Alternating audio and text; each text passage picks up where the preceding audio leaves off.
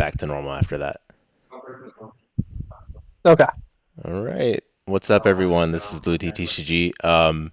Haven't live streamed in a while, and I recently bought a case of Flesh and Blood Uprising. So this is actually my favorite set in the whole game, and like the minute it released, like I was in love with the art. I love the heroes that it introduced. So I wanted to do an opening of the case on stream. This is my first time ever buying a case for Flesh and Blood. Perhaps the last time as well, because this is a once in a lifetime kind of thing. I don't think it's worth the investment per se, but I'm excited. So we're gonna go right into it right now, just to save some time for the excitement. Got my scissors ready here, and I have not touched the box at all, so hopefully it contains what it says it contains, which is it says Flesh and Blood TCG Uprising on it, so hopefully that's what's in it.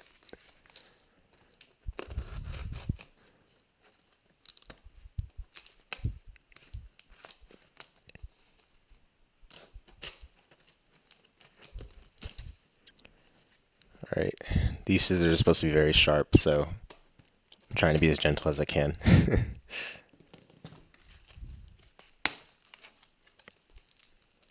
Oh, there we go. Indeed, those are what look like booster boxes of Uprising, so that's a good start.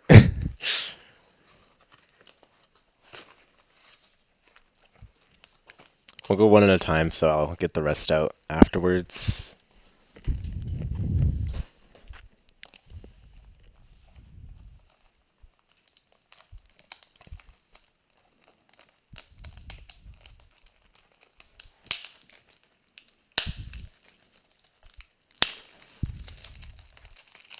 That was some very delicate sealing. I know that Konami puts their seal on like super tight, so you have to use scissors to break it. But there we are. So 24, 24 packs, I believe 16 packs per box. Um, let's see what we get.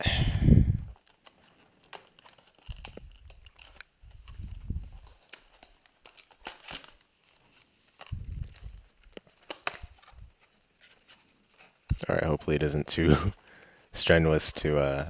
Oh, I have to break this side. There we go.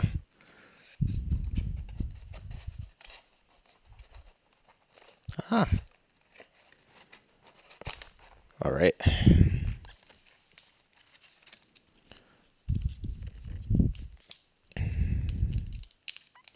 This is pack number one. Oh my goodness, these these are like super thick, I think is the right word. Is that a good thing? Are they high quality or is it pain? No, no, the packs I used to open like were like they felt like more plasticky. This feels like paper. You know what I mean? Oh, I gotcha. Yeah, that is interesting. Yeah, yeah. Or I guess I shouldn't. Oh, oh, that's a double-sided token. Okay, never mind. So they put it in the correct order already. So we're starting off with the this is the token for I think uh Dromai or whatever her name is. The illusionist draconic hero that summons dragons. All right, so we've got Phoenix Flame, which is a token, I guess, as well. And then Sand Cover Common, Brand with Cinderclaw, Embermaw Centipede, Aether Hail. That looks pretty cool. And I think this is the first, like, okay, no, no, no. There's a couple more. How many is that? Five. Okay. Yeah, five. All right, Soaring Strike, Ice Bolts, Ice Bind. All right, there's the cold foil. It's brothers in arms. So for those of you that don't know, they put one cold foil per pack, and it can be on either one. I can be basically any card in the pack, except for the token card. Usually, it's better to have it on the higher rarity cards, but this is to be expected. All right. Double strike is the majestic. Okay, that's pretty nice actually. Starting off with the majestic already. That's the I think third highest rarity behind Legendary and Marvel or something. Legendary and Fabled, something like that. All right, and That's for Ninja. And then we got a rare is in Howl Weather Vane. And I'll go faster once we get through the first couple packs. I know this is really slow right now. And then equipment, Quelling Slippers. This is like the generic Quell leg slot equipment. Quell is one of the new keywords they added for this set. It's really cool in my opinion. Um, Provides some interesting deck building. Sigil Protection, a generic action that gets destroyed at the beginning of the action phase. I see. And then Burn Away and another Brothers in Arms. So pretty cool so far. I guess the first pack we got a Majestic, so not a bad start.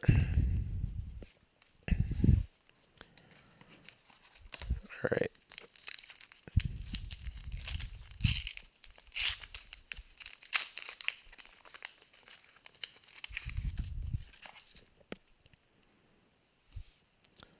Okay, so starting off with Helios. What does that say? Mit Mitra? I have no idea how to pronounce that.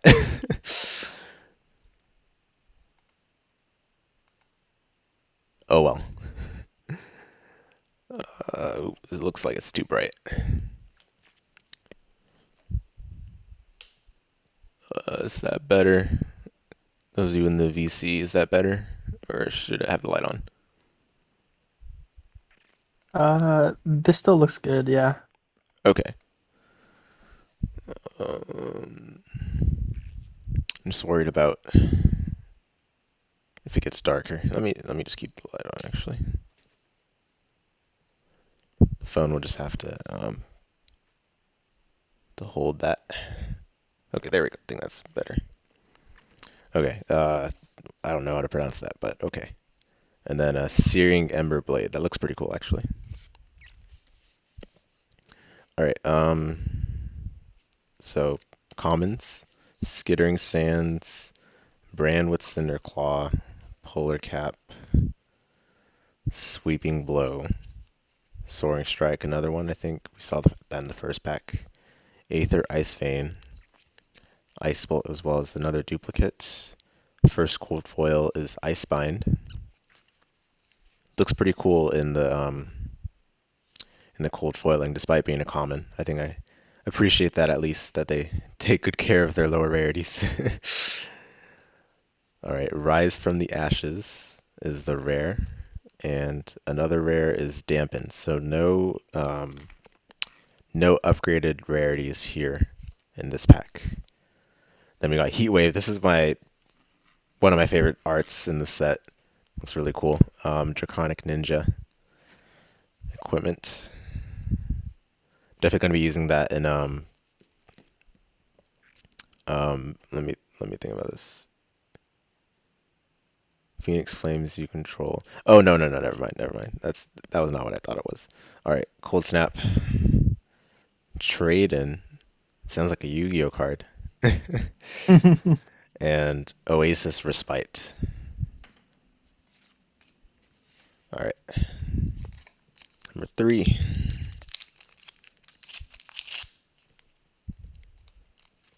This is gonna be a lot of waste. Paper waste. All right, another Helios thing I can't pronounce, and another Searing Ember Blade. All right, and then Skittering Sands, Brand with Cinder Claw,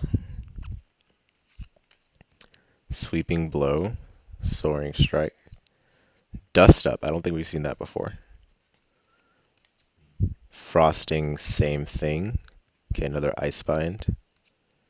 Oasis Respite in the cold foil, still a common. And then the rare is Mounting Anger, Draconic Ninja attack action. Definitely looks angry in the picture. And then the second rare is Flex. All right, and then Heatwave, Trade-in, Flameborn Retribution. I think that's the first time we've seen that. And same with Healing Bomb. Healing Bomb is a generic action to gain 3 life. That doesn't sound very good, but I'm sure there's some way to use that. I don't know. It doesn't sound like it's usable. All right, pack number 4. Still in the first box. This is going to take a while at this rate, at least. All right. Whoa.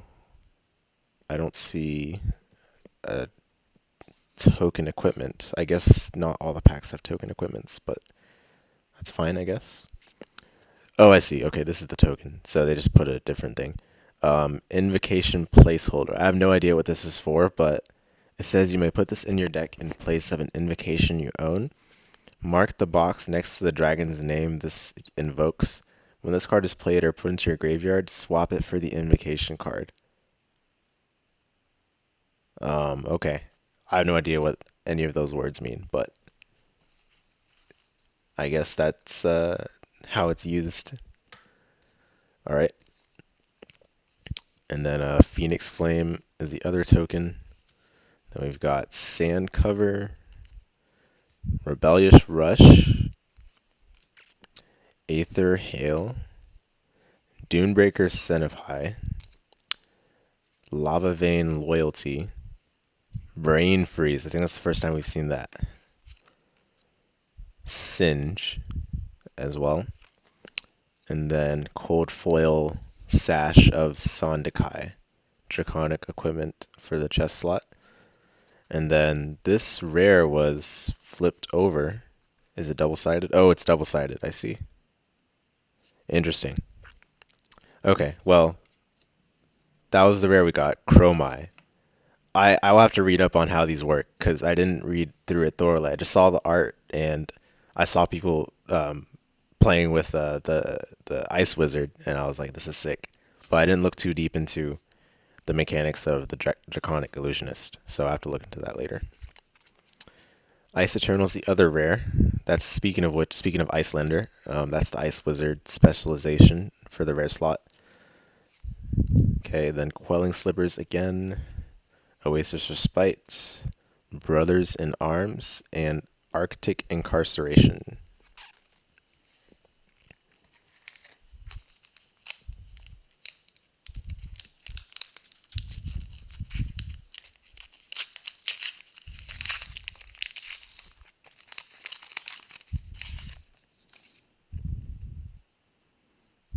Let me. Um,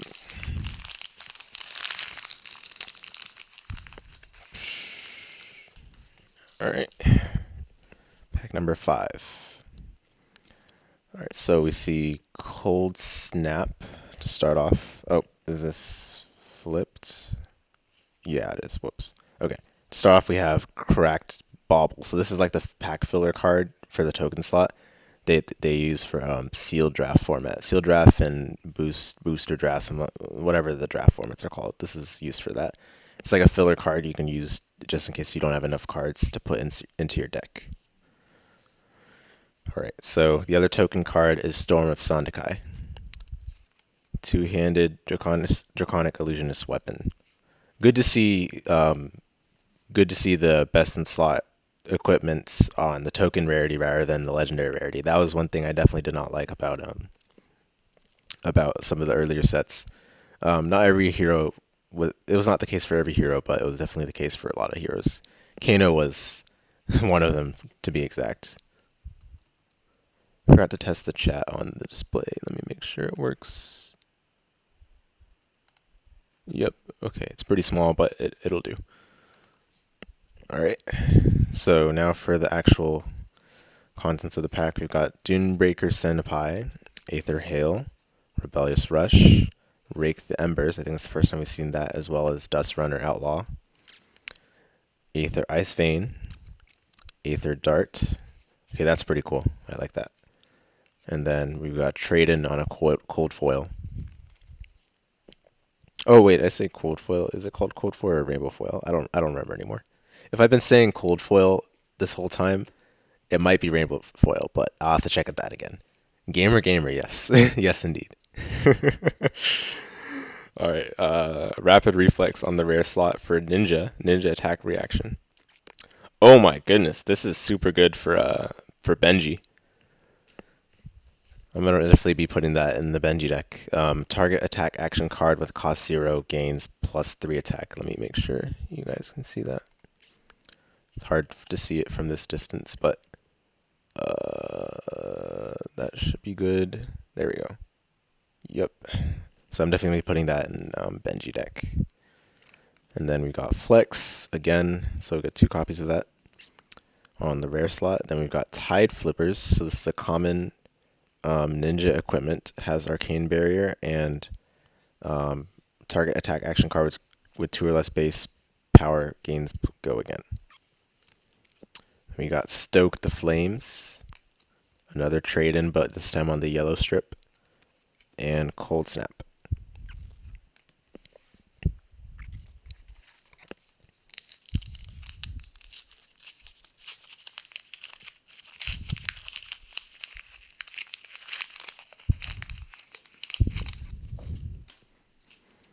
All right.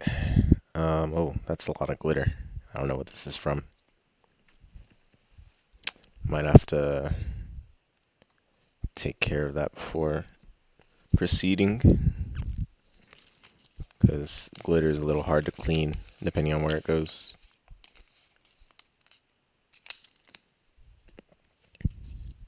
Okay, hope that's good enough for now, but I'll have to deal with that at some point. All right, Phoenix Flame, Waning Moon. I think this is the weapon that Icelander can use.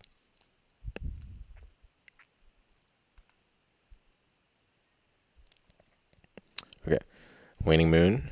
And then the first common is Billowing Mirage. That's another sick art. Polar Cap. Ronin Renegade. Dust Up. Rebellious Rush. Ice Bolts. Read the Ripples. Interesting. So it's like a setup card. I guess I can try to use that in Kano, but I have no idea how this would be used optimally. All right, I think this is the first. Oh no, okay. Rainbow foil, whatever it's called. Cold foil rainbow foil. Please correct me, someone, if you know. Eventually, I'll figure it out. But Duster and Outlaw on the common, and then oh, we got a majestic. Nice. Channel the Bleak Expanse. This is an ice action. Heroes cannot draw cards, reveal cards, or search decks from effects. The Yu-Gi-Oh player's worst nightmare in all of those 3 clauses. So that is, oops, let me make sure there we go, that's not centered. That is Channel the Bleak Expanse, our second Majestic. All right, oh, okay. Then we've got Fiendal's Fighting Spirit, a generic attack action. Silken Form. This is the arm slot equipment for Draconic Illusionist, so basically only Dromai, for now at least. And then Breaking Point, Oasis Respite, and Scar for a Scar. Where was the first token for this set? Was there even one? Oh yeah, it was here. Okay. Just wasn't double-sided, so I got confused. All right.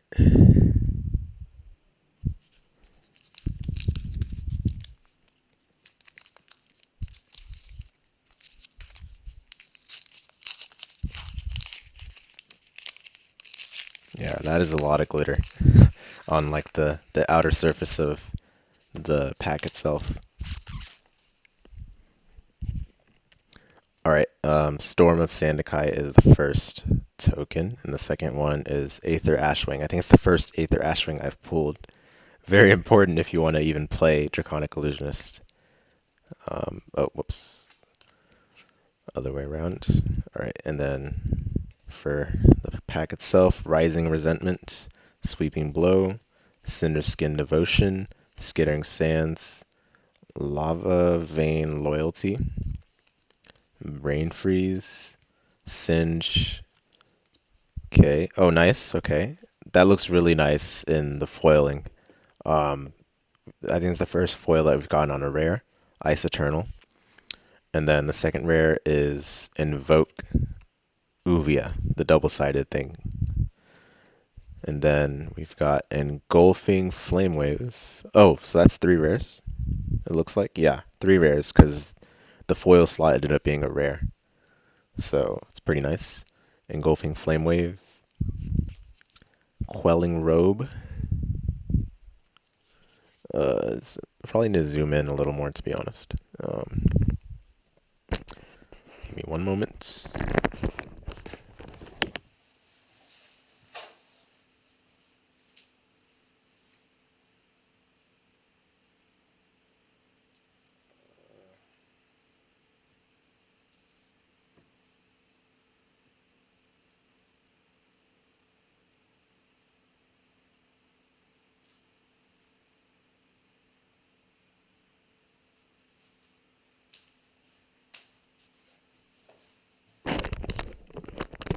All right, we'll have to live with that. I think the art's still visible from here, which is the important part for me. Okay, Searing Touch, Brothers in Arms, and Critical Strike, a generic action with a lot of text. None of which is gameplay related. Is it just all flavor text? Yeah. Oh my god. Yep.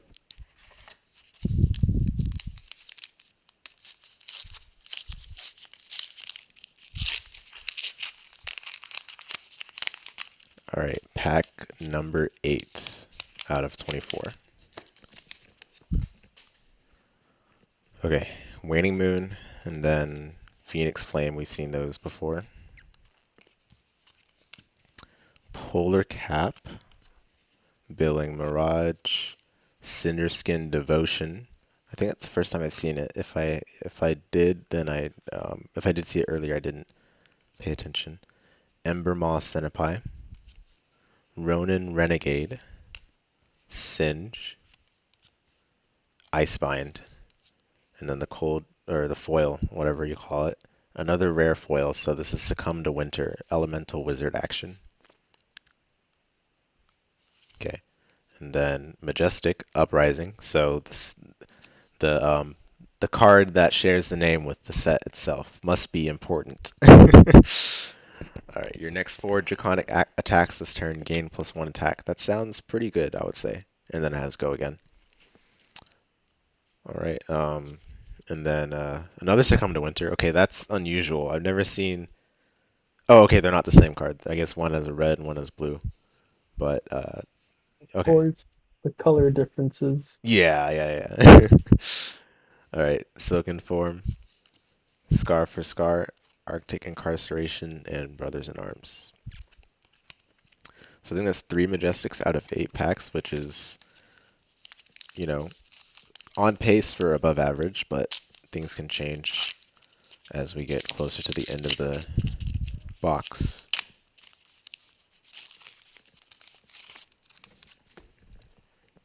These boxes have so many cards. They do. Oh my god, dude. There's 24 packs and 16 cards per pack.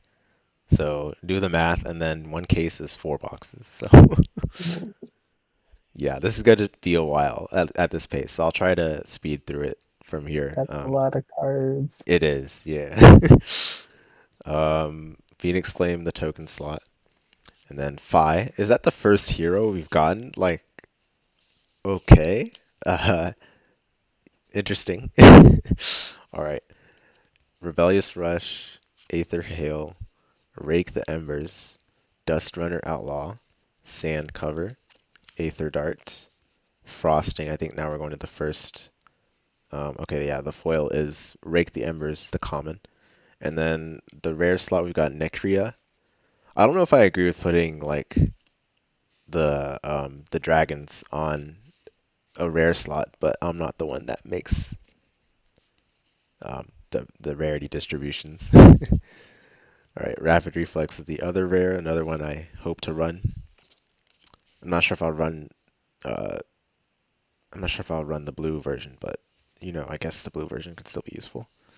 All right, Tide Flippers, Scar for a Scar, Healing Balm, and Sigil of Protection. Okay, I think for like once we've seen most of the commons, I'm just gonna skip them because it's a lot of duplicates after a while. All right, token slot, Searing Ember Blade. Another token slot is that's not a token, that is a legendary. My goodness. So first legendary is Coronet Peak, and that looks like a foil to me. I don't think legendaries ordinarily have. Oh no, they do. Actually, they do. What am I saying? Well, regardless, that is our first legendary. How do I center this? Adjusting, adjusting. There we go. Coronet Peak. So that is something that Wizard uses, or any I guess Ice hero, but the Wizard in this set is Ice. So pretty cool. All right, not bad. I'll have to probably sleeve that for uh, for liability reasons. I don't want anyone commenting that I don't take care of these things appropriately. How dare you not instantly sleeve it? I know, right? I know, I know. You're ruining the value with all the air particles it's being exposed to. True, true. Okay, let me leave it there. All right. Cinderskin Devotion. So interestingly, that legendary was in the token slot. So I wonder if there will still be like upgraded rarity in this pack. All right, more commons: Sand Cover, Rising Resentment, Aether Dart, Ice Bolt. Okay, we got the foil Ember Maw Centipede, rare as Volai, another dragon, rare Flex. So it doesn't look like it took up a rare slot. I don't think that's typical. I mean, I'll take it. I'll take it. Taking up the token slot is not something I'm complaining about. All right, and then Sash of Sondikai, Healing Balm, Burn Away. Okay, I don't think I've seen Burn Away. Okay, cool. And then Sigil Protection. So that was the best pack, strictly speaking, but we still got a plenty more to go. Hopefully it's only up from here. I already see it was a spoiler because it's a double-sided card, but we got another hero in this pack, Dromai. So finally we can use the dragons that we've pulled. Dromai is the draconic illusionist, and she summons dragons, as far as I understand. All right, and then other token is Phoenix Flame. We got Aether Hail, Common, Brander, Cinderclaw, Dust Up, Soaring Strike, Sweeping Blow, Aether, Ice Vein, Ice Bind, Sweeping Blow on the foil. And then in the rare slot, we've got Mounting Anger and Fiendal's Fighting Spirit. I think we've seen both of these. And then Quelling Sleeves, Scar for a Scar, Cold Snap, and Critical Strike.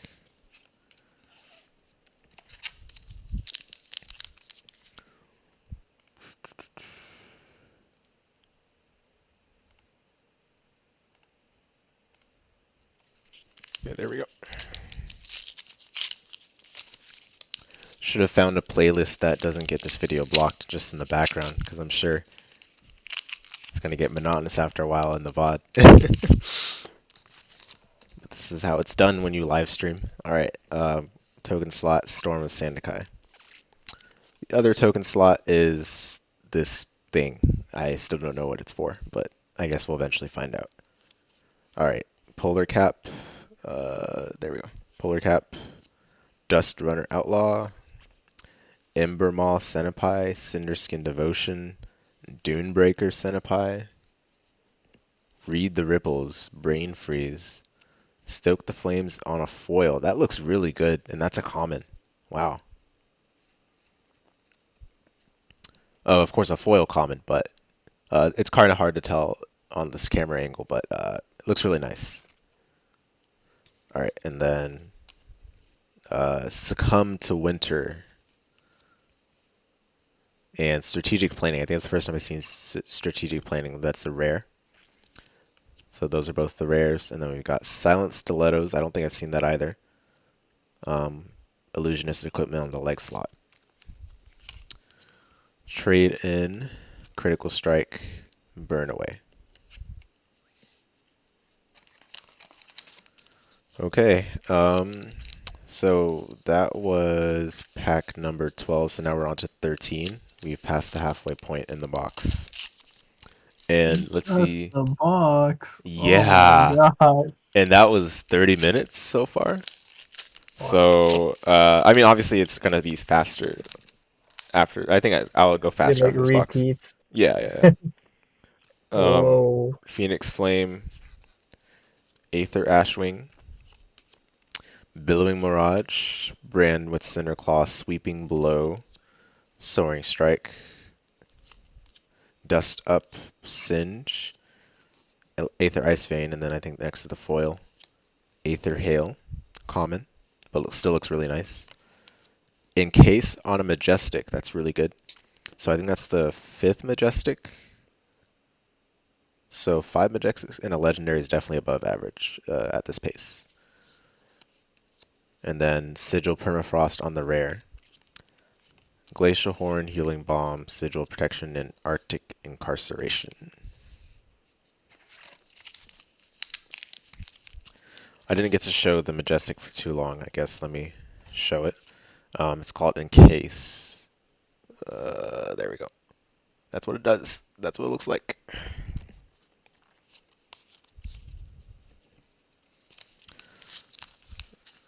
For those of you that are getting like uh, claustrophobic about how I'm using the space on my mat, fear not. I will free up the space the further we go along, but I have to improvise for now.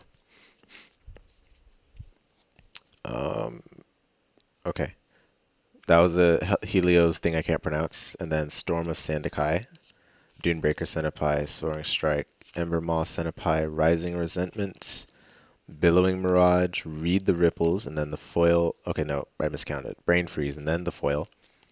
Sift, very simple name. It is a rare foil, so that's pretty good. And then Themai, a dragon, and another Sift, but this time yellow. So similar to the other pack where we had, I think it was Succumb to Winter or something. And then Conduit of Frostburn, Blaze Headlong. I think both of those are new ones I haven't seen so far, and they're both commons. Brothers in Arms, and End Flame is another new one. I'm surprised it's this set must be big because I mean there's plenty of commons I haven't seen. It seems like.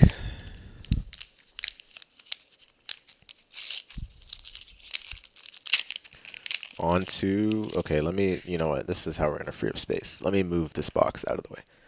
There we go. All right. So on to it's counting here. 8, pack number 16, 15, 15.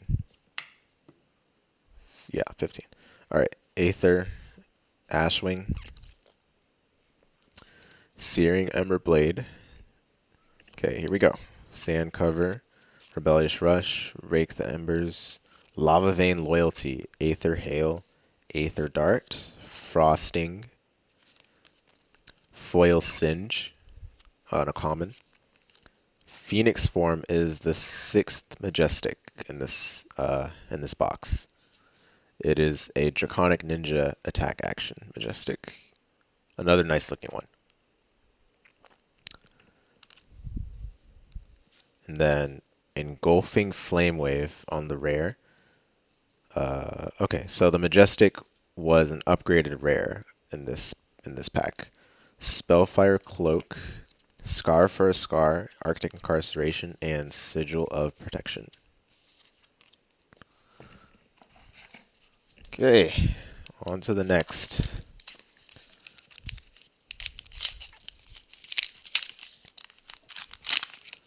Yeah, the reason I'm kind of afraid to put on music midway because I don't want this whole thing to get blocked for one moment of weakness. All right. Searing Emberblade token. How many of these do I have? My goodness. I think I have like a billion Searing Emberblades and Phoenix Flames, something like that. And then the Ash token. All right.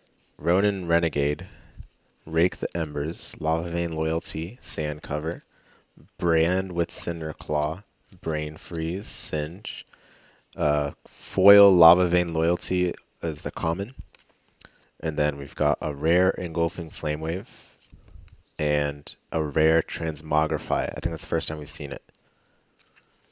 And then some commons. We've got Spellfire Cloak, Oasis Respite, Inflame, and Arctic Incarceration.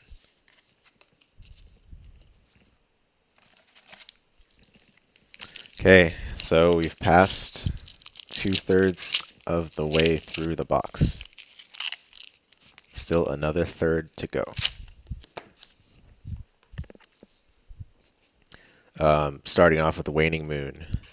And then we finally pulled Icelander. So now I can actually play the third hero in this set. So I think that's all three heroes we've collected now. All right, and then commons, we've got Skittering Sands, Ronin Renegade, Sweeping Blow, Lava Vein Loyalty, Aether Hail, Aether Ice Vein, Frosting, and then the foil slot is Rewind on a Majestic. So that is our first Majestic foil, and that is the seventh Majestic in the box. So we've actually just surpassed average now. Like this is certainly above expectations. Rewind is a wizard instant, Majestic. And then we've got Miragai, the dragon, and Rise Up. First time I've seen that. It looks like it's a specialization for both Dromai and Phi on a rare.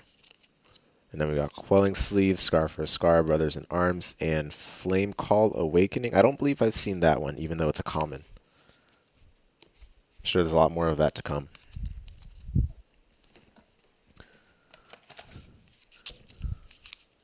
Okay, pack number 19. Wait, no. Did I say 19? 18. 18. This should be 18, I think.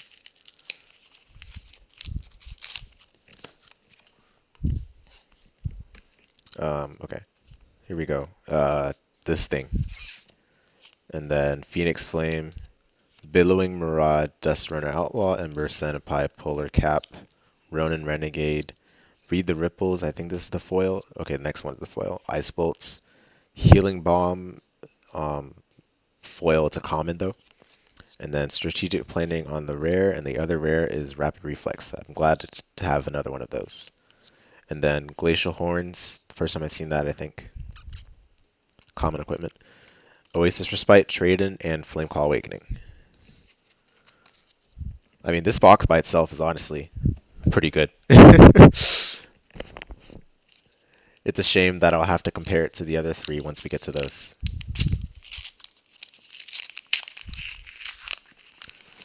Number 20.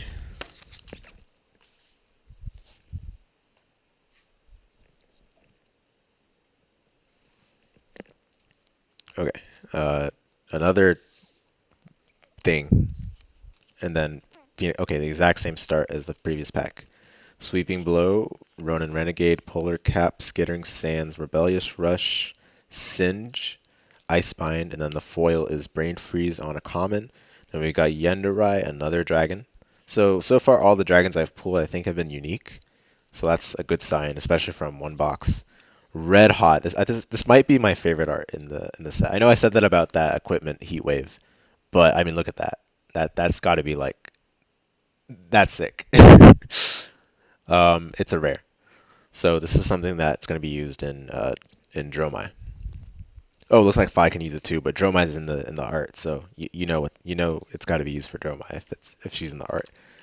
All right, Silken Form. Wait, this okay? That was two rares, yeah.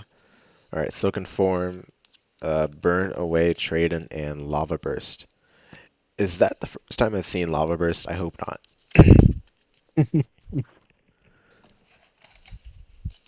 All right, number 21.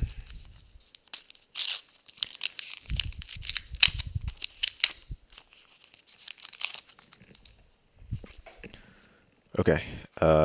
Helios Thing, Phoenix Flame, Dust Runner Outlaw, Skittering Sands, Rising Resentment, Dunebreaker Centipie, Polar Cap, Ice Bolt, Aether Dart, and then the foil. Brain Freeze. I think I have a lot of foil Brain Freezes. My brain's getting frozen by that alone.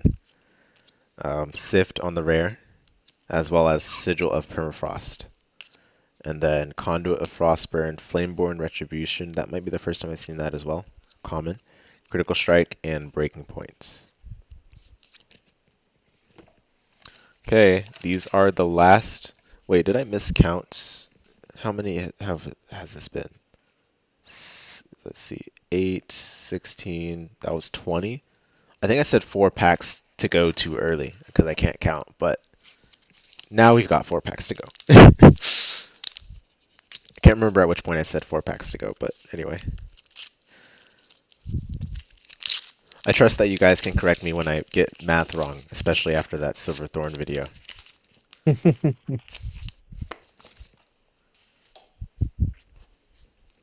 Okay. Token is Phoenix Flame and then Storm of Sandakai, and then we've got Cinderskin Devotion, Dust Up, Rising Resentment, Aether Hail, Rake the Embers, Aether Ice Veins, Singe. The foil is a rare this time. It's Engulfing Flame Wave. Looks really nice in the foiling on the rare. Uh, is this off camera? No, but it's hard to see now. Well, not much can be done about it unless I bring it to the camera. But bear with me, guys. All right, rare Kyloria. There are a lot of dragons. My goodness. I hope there's not. I hope they're not supposed to be like multiple copies of each one. That would be. I mean, okay, no one obviously makes a deck from just a box, but still. um, Dampen is the other rare. All right, and then Quelling Robe, Healing Bomb, Arctic Incarceration, and Sigil Protection. All right, last 3 packs in the first box of Uprising, of which we have actually pulled only one. I believe Uprising is. I don't remember what rarity Uprising was. I guess that would have made what I was about to say more convincing. Alas, we've got Ash as the token in the front, as well as Waning Moon. Other way around. All right, and then Rake the Embers, Brand with Cinderclaw. I'm gonna just put this sideways because I'm gonna be putting cards on top of it. There we go. Okay.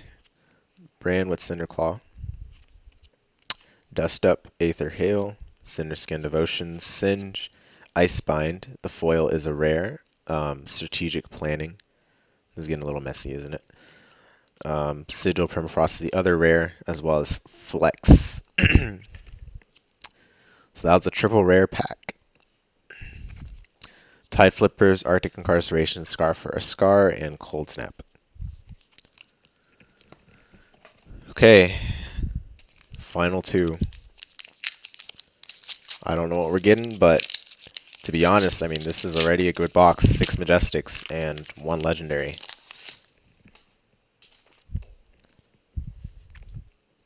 Two for two on Legendaries in my Flesh and Blood box opening career. Okay, Helios Mitra. I hope that's right. I'm just going to go with that for now on. I don't think anyone's going to get mad. Phoenix Flame, Rising Resentment, Dunebreaker Centipede, Dust Runner Outlaw, Sand Cover, Cinderskin Devotion. These cards just slip in and slide and read the ripples. Aether Ice Vein. The foil is a common Ember Moss Centipede. And then we've got Transmogrify and an Engulfing Flame Wave. And then we've got a couple common Stilling Stilettos, Silent Stilettos, Brothers in Arms, Searing Touch, and Oasis Respite. Stilling Stilettos didn't sound right, so I had to make sure. And considering that I saw it earlier, it sounded even less right. All right, last pack, and we can finally clear up this table of cards.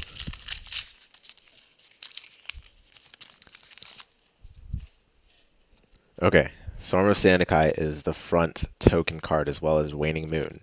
Then we've got Lava Vein Loyalty, Embermaw Centipede, Polar Cap. I'm so glad there are only three heroes in this set because otherwise it would be very difficult to figure out what to use.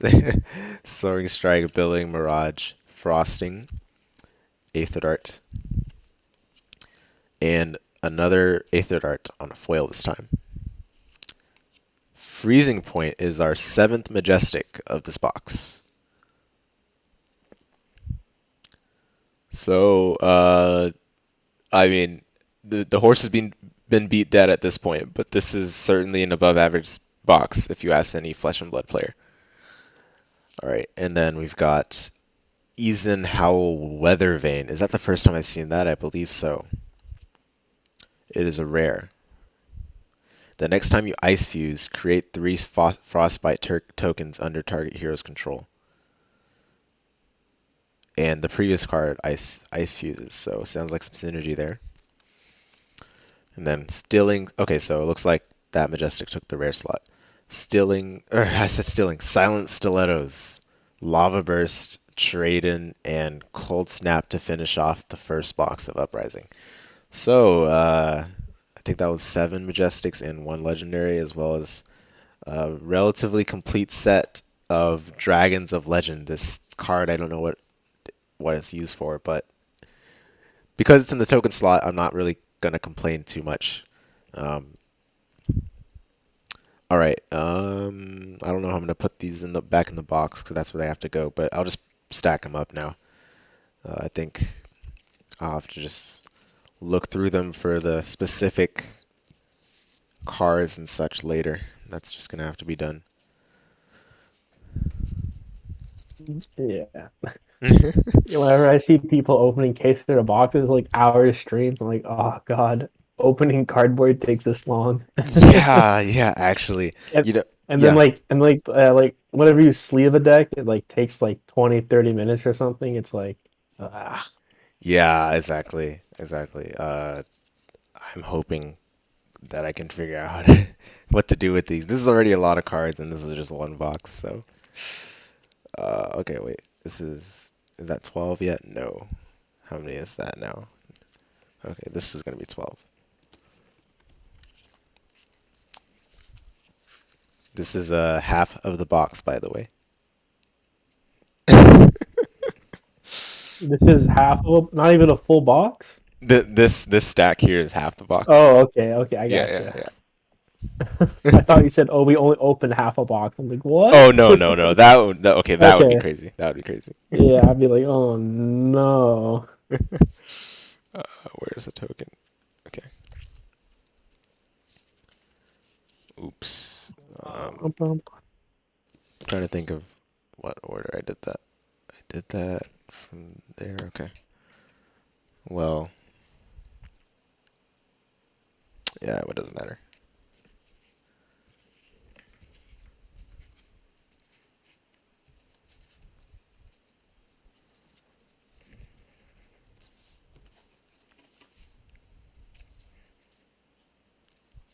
Okay, I think I'll have to set aside the legendary for protective purposes.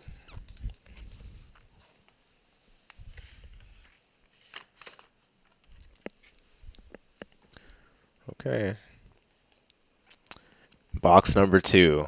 Can you believe it? I'll definitely go through these last three faster than the first one. I think I've seen the majority of the coolness in this set thus far. Oh, I don't need scissors. The seal is really loose.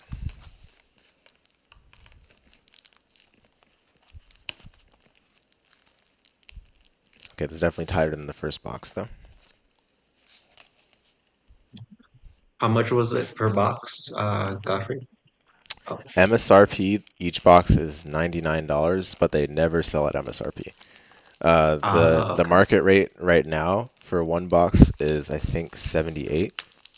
Um, so if you do the math, that's around 310 for a case, and that's pretty Oh, much how much I got for the case. Yeah. Nice. hmm Are you planning on selling any of the cards that you're not going to use Nope. to try to get money back, or just keeping I'm it gonna keep everything. I rarely gainer do this, gainer? dude. This like I actually Yeah. like the set a lot, so I'm keeping everything. I might trade if I want to make a deck, but I don't think anyone really needs these cards. So, Okay. because I mean, the singles are not that expensive for this set. Hmm. But if I pulled like a Fabled, I'm selling that. A Fabled is like a collector's rare, basically. They're Oh, and not. I They're guess they not. go for like how much? They go for like 200, three Yeah, hundred, or what? yeah, 200. Yeah, Oh my gosh, that's crazy. yeah. I know. Fortunately, they're never like. They're. I mean, I shouldn't say never. They're basically not needed for competitive play. So they're really only for collecting. All right. Mm. Yeah, Fox is like, I'm taking notes. All right. Yeah, so now I know what to look for when I get a random pack of Flesh and Blood. Yes. All right. This is box number two,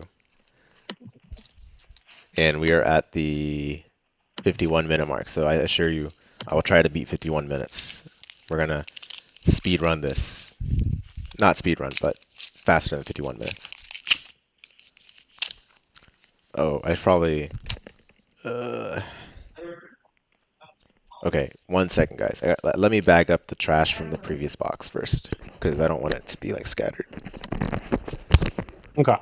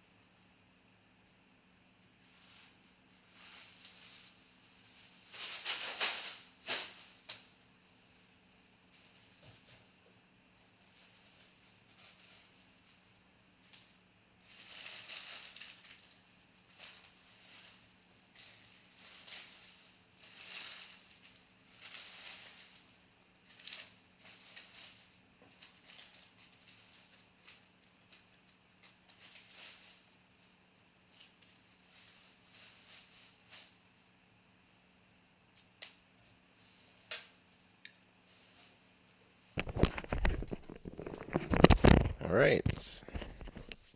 Thanks for waiting. Let's get into box number two. I already see that we got Ash. I wonder what the second token's going to be. I hope this is all recyclable. If it is, then I'll definitely be less. Um, I'll be less sad, for lack of a better word. All right. Searing Ember Blade. Let me zoom in again. I zoomed out.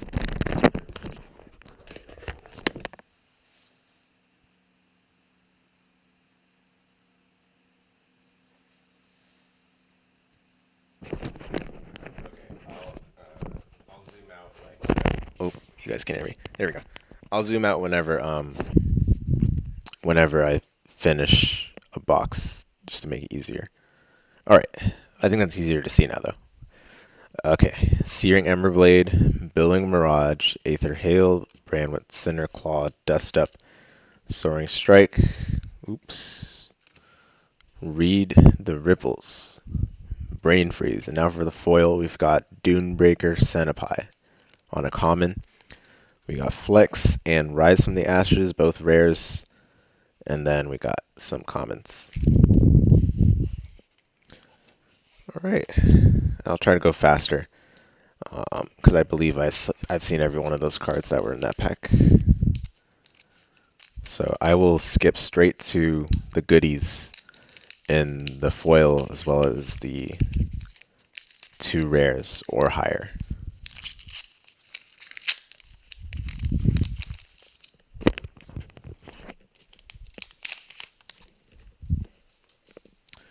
Okay, here we go. Oh, I think I did it the other way. So I'm gonna do the fast Highlander flip. Let's go. All right.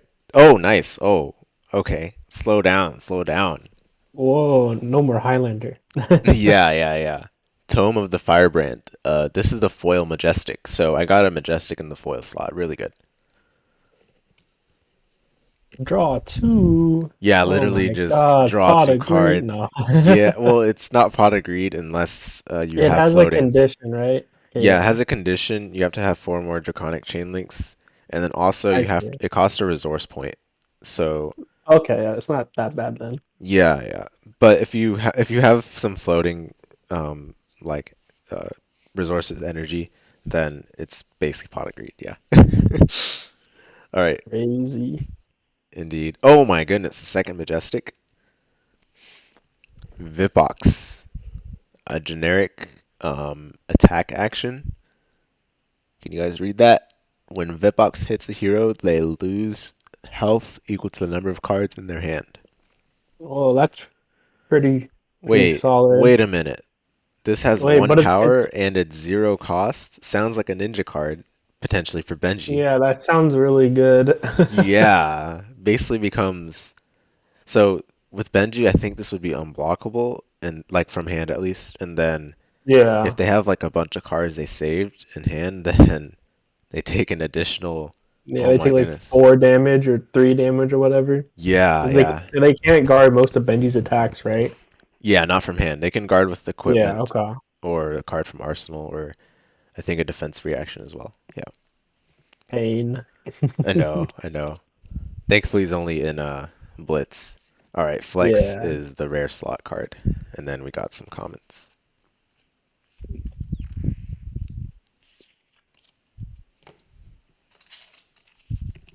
So I think that was two Majestics.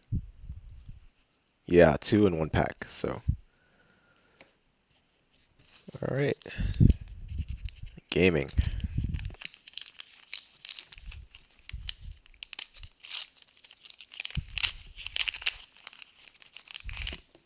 The good thing about buying a case is that there is no opportunity for a seller to tamper with what they give you. Not that they would, but Hmm. you know, there is that sense of comfort, I suppose. All right, these are the commons in the first part of the pack, and then I think the next one is a foil. No, the one after. Blazing Headlong is a foil common. Vincerakai. I don't think I've seen this one, but it's another one of the dragons. So I'm always glad to see unique dragons. That means we'll have hopefully enough to play with for when I make the Dromai deck after this, which will probably be another day because definitely don't have time tonight for that. Um, all right, strategic planning is a rare, and that is it. Yeah, that's it. All right, and then the rest are commons.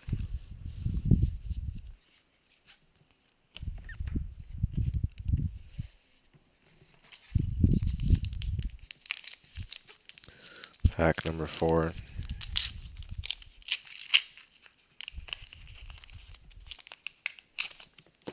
And for those of you that just joined, we are on box number two out of four. And this is pack number four out of 24 for a box. Okay, commons. Boom, boom, boom. Foil, Aether Ice Vein on a common. Then we've got Thimai, Engulfing Flame Wave. So we've seen both of those plenty of times. These are the rest of the commons.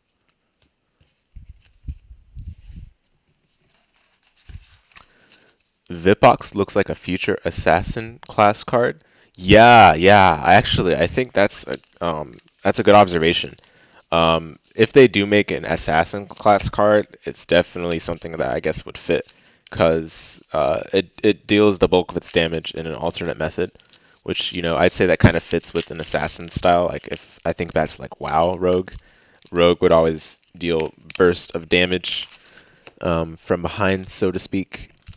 That was the case in the card game as well, back when that was active. Rest in peace, WoW TCG. All right. Good riddance, I say. Yeah, yeah. Unfortunately, good riddance. You got to thank Hearthstone for that one. All right. Singe is the foil. Mounting Anger and Sift are the rares, and then we've got some commons. Every card looks just so good in this set. Fire, ice, it's got it all.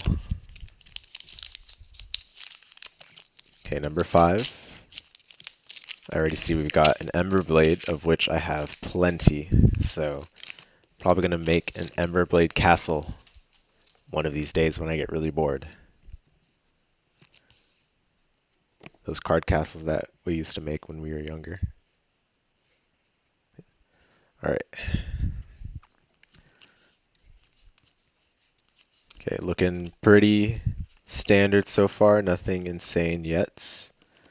Sift is the rare foil. Looks really nice. And then Kyloria, I don't think I've seen this one. So once again, we are getting unique dragons. Really good to see. As well as an Isenhowl Weather Vane. And then commons. Okay, number 7.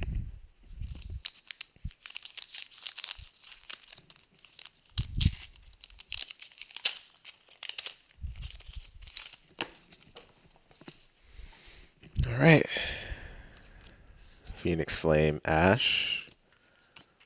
Let's speed through these commons. Cold Snap on a common, the foil. Okay, that looks sick in foil. I don't know if it's easy to see on you guys' end. I got into this game a couple months ago. My God, is it so much fun? Yeah, dude. Yeah, I bet. I haven't actually played very many like real games, but I showed my friends the game not too long ago, a couple months ago. A couple of those friends are actually in voice chat with me right now, and it was a blast. We had a good time playing the free for all four person mode, whatever you want to Yeah, call it. that was that one game where Joe like threw. Yeah, yeah, yeah. That game was so funny. Yeah, It there was. was there was a lot of yelling that day. And we're like, "What are you doing?" Yeah, yeah. That was good times. That was good times indeed. Oh, it's hard. It's starting to get hard to see. Maybe I could turn the light up a little bit. It doesn't help that much. Okay, trust me, it looks good in the foil, even though it's a common. All right.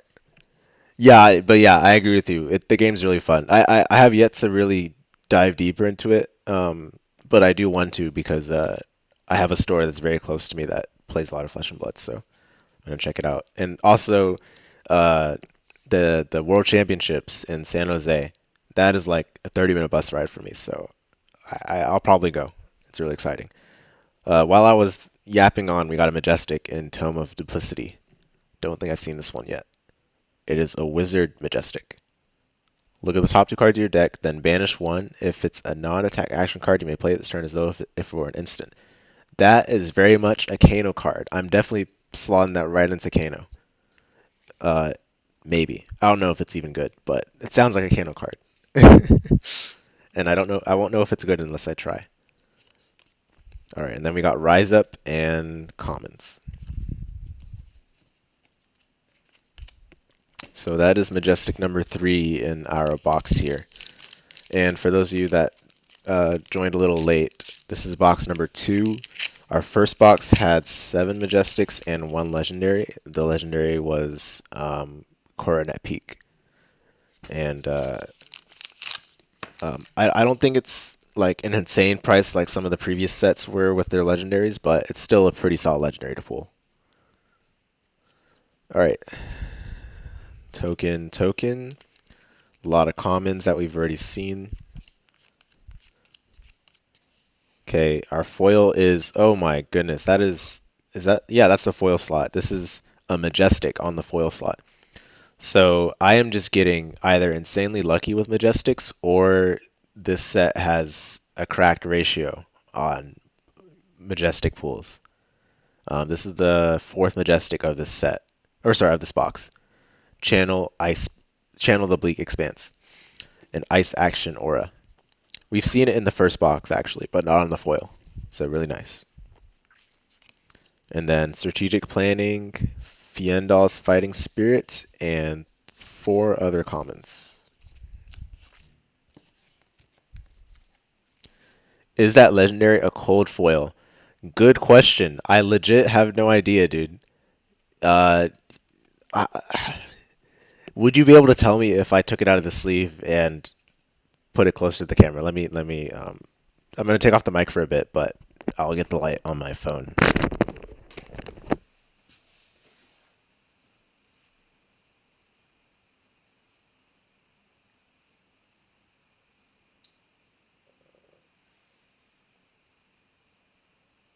Oh, where's the light?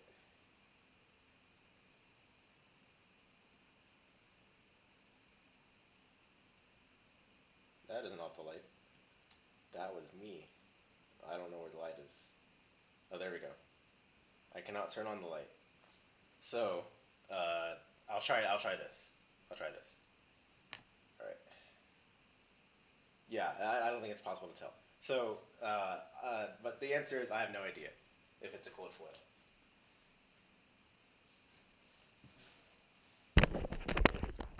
Oh, you're saying yep, it is.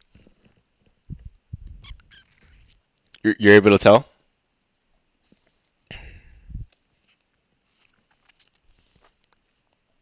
Because if it is, that's rocking. That means that first box was even more insane than I initially thought.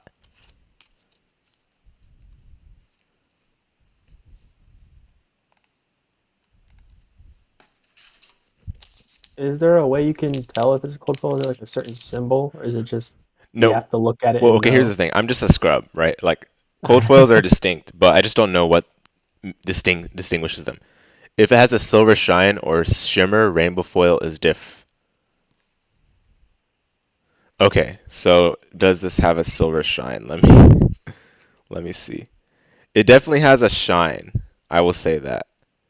It looks like yeah. Is the silver shine like supposed to be all over the card? Because like let me look for like previous foils that I got in here.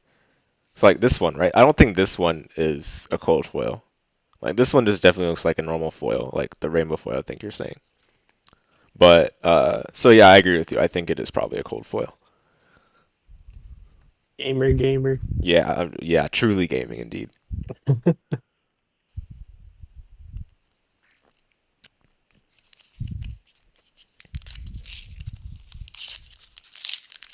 All right, pack number 9 in box number 2.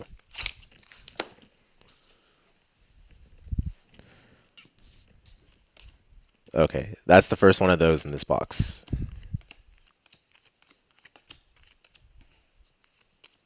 Okay, polar cap, the foil common. Uh-oh, did this get damaged? I don't think that was me. I swear that was not me. This looked damaged and packed, but doesn't matter too much.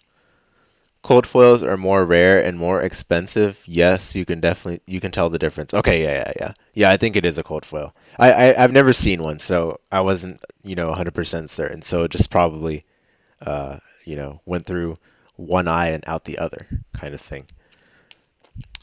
Sigil of Permafrost, Dampen are both of the rares, and then the commons are the following.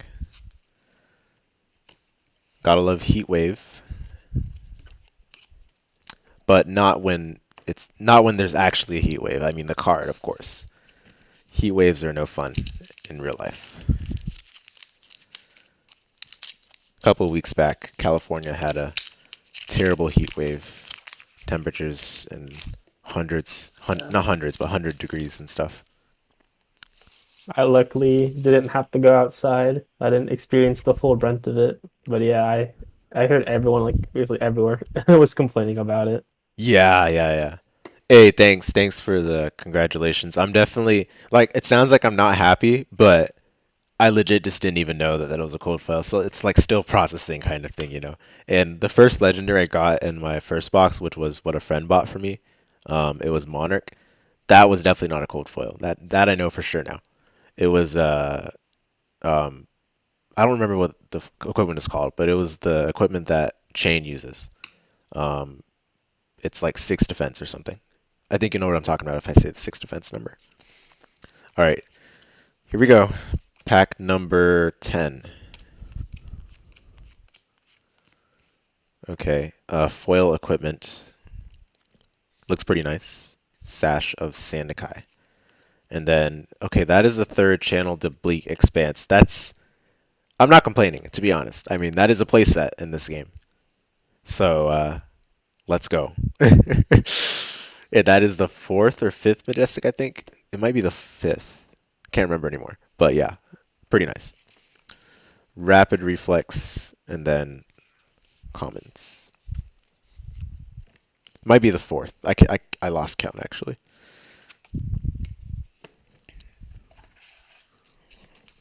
But, I mean, regardless, I would say that's above average. Or no, on pace for above average, not above average currently, but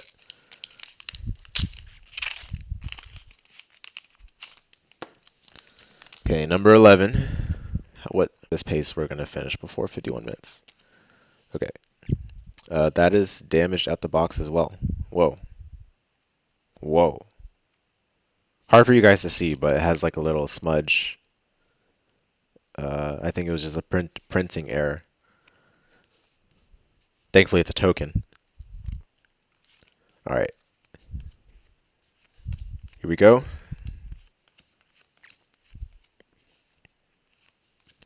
Okay, Billing Mirage, the foil common, and then Uprising, that is a second copy, but it's the first of this box. And that means we have four or five, wait, no, I said four earlier already. So this is the fifth or sixth Majestic in this box. So I am truly just gaming today. Um, and then we've got Flex, which I totally was not doing just now, and then some commons.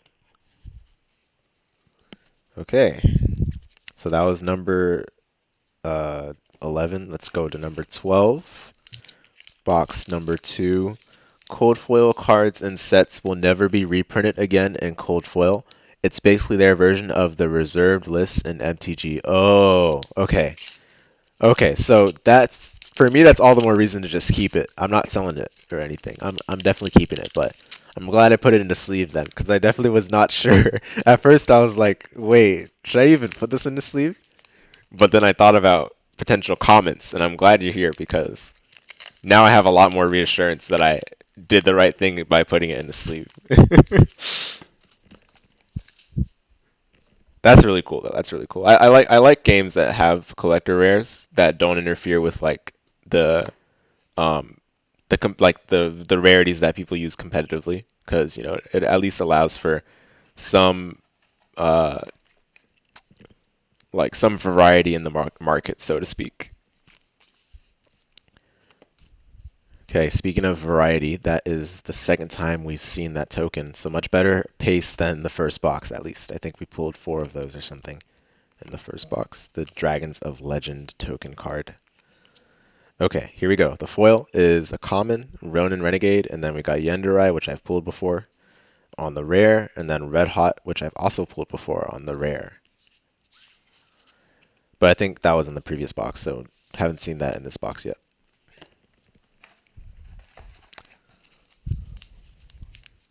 Oh, wait, I just realized Adrian is not here. I forgot to ping him. Yeah, I think he might be out because he asked me yesterday if I wanted to play V with him and his friend. But I said Oh, I had class during the time he wanted to play at 4 p.m. okay, I see. Got it. Well, he'll see the VOD. That's the purpose of streaming on YouTube. Yeah. I'll give him the timestamps to the most important moments.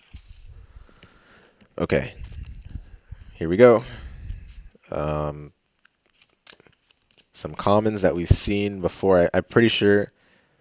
I don't know if we've seen Skittering Sands actually, but I think we've seen just about all the commons by this point. All right, this time we've got a foil on the rare rarity. What is it? Yeah, that CF is a $77 card as of right now. Yeah, yeah. I mean, I think that's a lot cheaper than previous I mean, I remember. Okay, I remember the card that I pulled in the Monarch box. It was Carrion Husk, and that one I think when I sold it, it was 120, and that wasn't even a cold foil. So this set's definitely a lot cheaper, but I'm still not disappointed. Like I'm definitely really happy, and I like all the cards in this set. It just looks amazing. But definitely mine for keeps in that case. Potentially the value can go up as time goes on.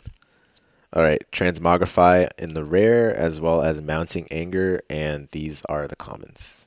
Oh, you guys, when I say these are the commons, you guys probably didn't even see those, but there you go.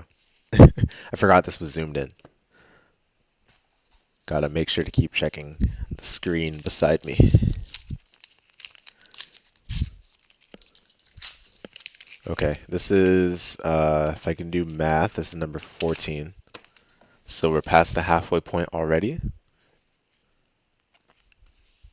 Okay, I'm so glad that we haven't seen too many of those. It's good. It's obviously something that you don't mind seeing for or for the draft modes, the draft formats. But in terms of collecting, I would not prefer to get this as my token card. But I don't mind that. I think this is the second time I've seen it in total, so I'm totally okay with that.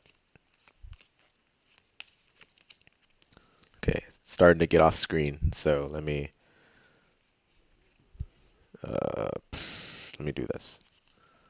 Okay, read the ripples, common foil. And then Eisenhowl, Weathervane, and Flex, and some commons.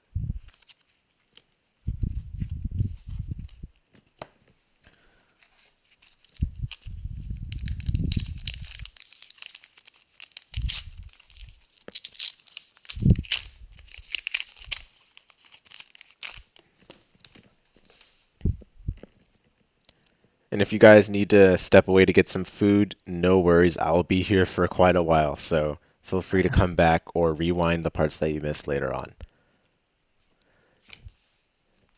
But I will put up timestamps after the VOD processes.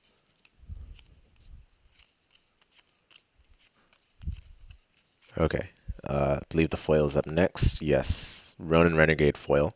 It's a common, and then we've got Ovia or Uvia, one of those. I think it's the first time I've seen it because I definitely did not struggle to pronounce it in the past if it did appear, which I believe it did not. So then the other rare is Engulfing Flame Wave. These are the commons.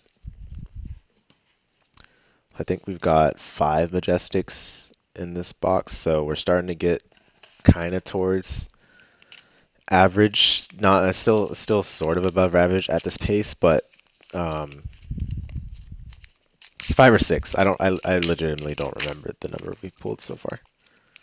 I know there was 2 in that first pack. Okay.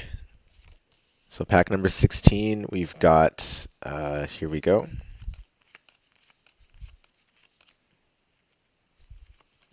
Okay, the foil is a common Arctic Incarceration, and we've got Vincerakai. I don't know if we've pulled that in this box, but we definitely pulled it in the past. Transmogrify, and then we've got some commons. I keep forgetting the dragons are rares. It always takes me by surprise.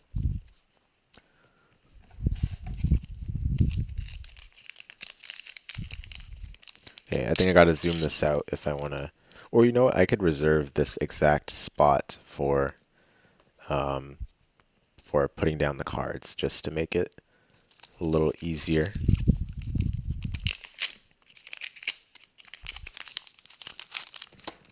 Okay. Number 17. Uh, there we go. That's off screen, but I assure you it's there. I put it in the right corner. All right, here we go.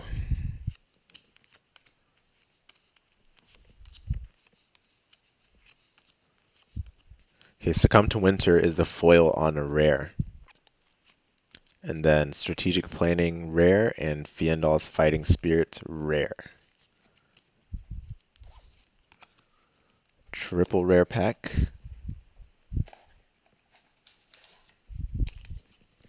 I don't think I've had actually very many triple rare packs. Most of my packs have been common double rare or majestic double rare or double majestic. Oh, okay, double majestic happened I think only twice, but that still says a lot when it's happened about the same number of times as triple rare.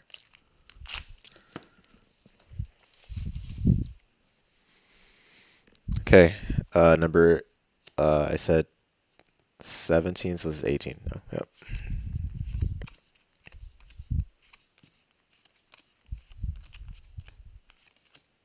Okay, next one's a foil. Sweeping blow on a common. Fog down majestic. I've never seen this card before, or if I did, then I didn't take note of it. But it is a majestic.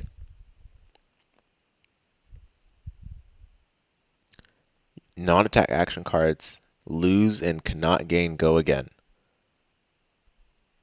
Since it's generic, I mean, it sounds pretty good, but it's a hefty cost. So I don't know if people actually run this. If they do, though, then sounds unfun, I guess. All right, and then Sift is the rare, and we got some commons over here.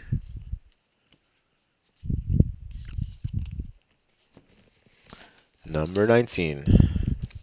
For those of you that just joined, thanks so much for tuning in. This is the Flesh and Blood Uprising case opening. We're on box number 2, pack number 19.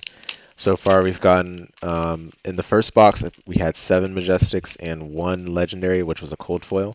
Thanks for confirming that, David S. And in this box, we've gotten so far 5 or 6 Majestic. I just can't remember. And nothing really else to write home about, I don't think, at least. But yeah, that's where we are right now. And we got Cracked Bauble. And then we've got some commons here. I'm going to speed through them as usual. Okay, the foil is Rebellious Rush. And then on the rare, Rapid Reflex as well as Isenhowl Weather Vane. Those are the commons.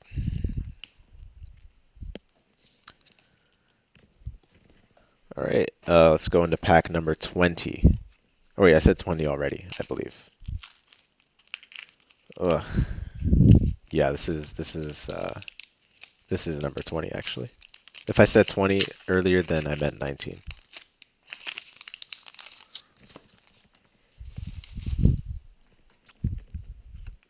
Okay, that's the token. At the top, we haven't. Oh my goodness. Is this the first hero? I think this is the first hero in this box. The previous box we got. Whoa. Yeah, yeah, exactly. I think the previous box we got all 3 heroes, but we didn't get any duplicates maybe. And this is the first hero in the entire box for this box, so pretty interesting. Which hero have you tried so far, or should I say you enjoy playing? So I'll tell you the story, right?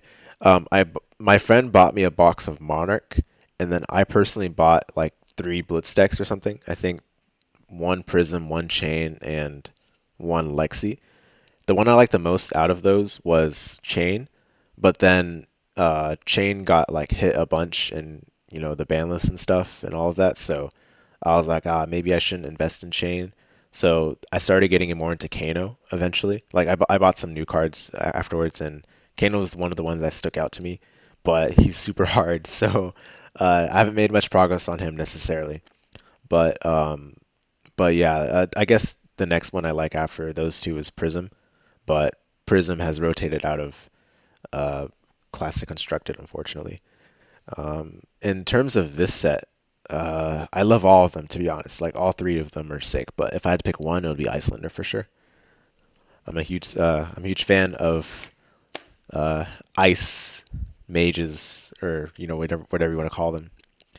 But yeah, all right. Dromai. Oh, go ahead. Sorry. Oh, I was just gonna say, yeah. When Blue Tea was showing me the game, yeah, I played Prism, but it is no longer available. But I also played I think her name is Lexi, Yeah, the ice. I played the ice build of that. That's pretty fun, although I don't understand this game that well. But yeah, those are the heroes I liked playing.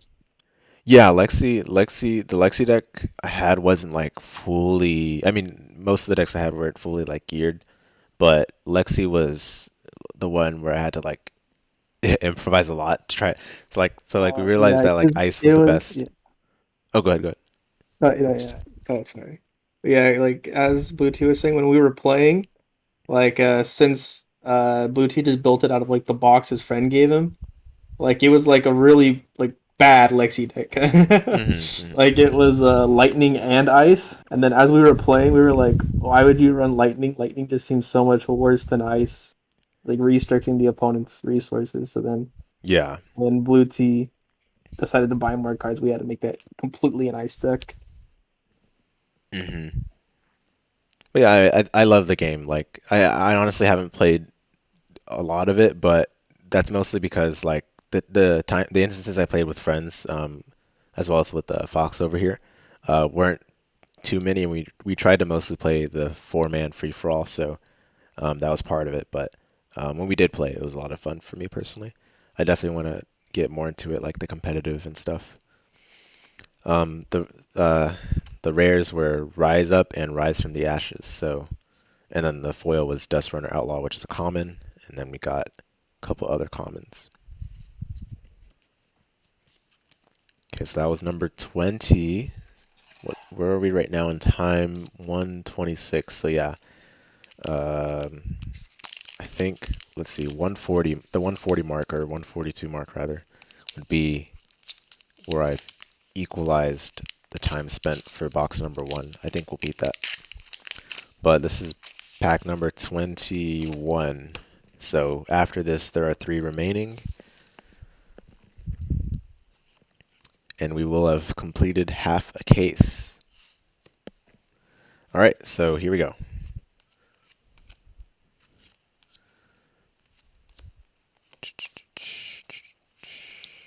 Okay, foil next. Sift on the rare is our foil. And then Flex, another rare, and Eisenhower Weather Vane, third rare. So that was a triple rare pack.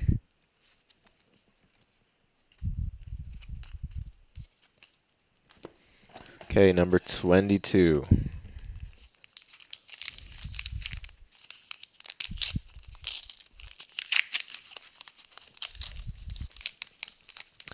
After this, I'm definitely going to check if uh, these pack coverings are recyclable. This is otherwise that's going to really annoy me. All right, Waning Moon. Uh, that's the third one or second one. I can't remember, but yeah, of the Dragons of Legend thing. If you like multiplayer, did you see the latest hero spoiler for the next upcoming set? Definitely a politics hero. Oh, that's sick. You know, Oh no.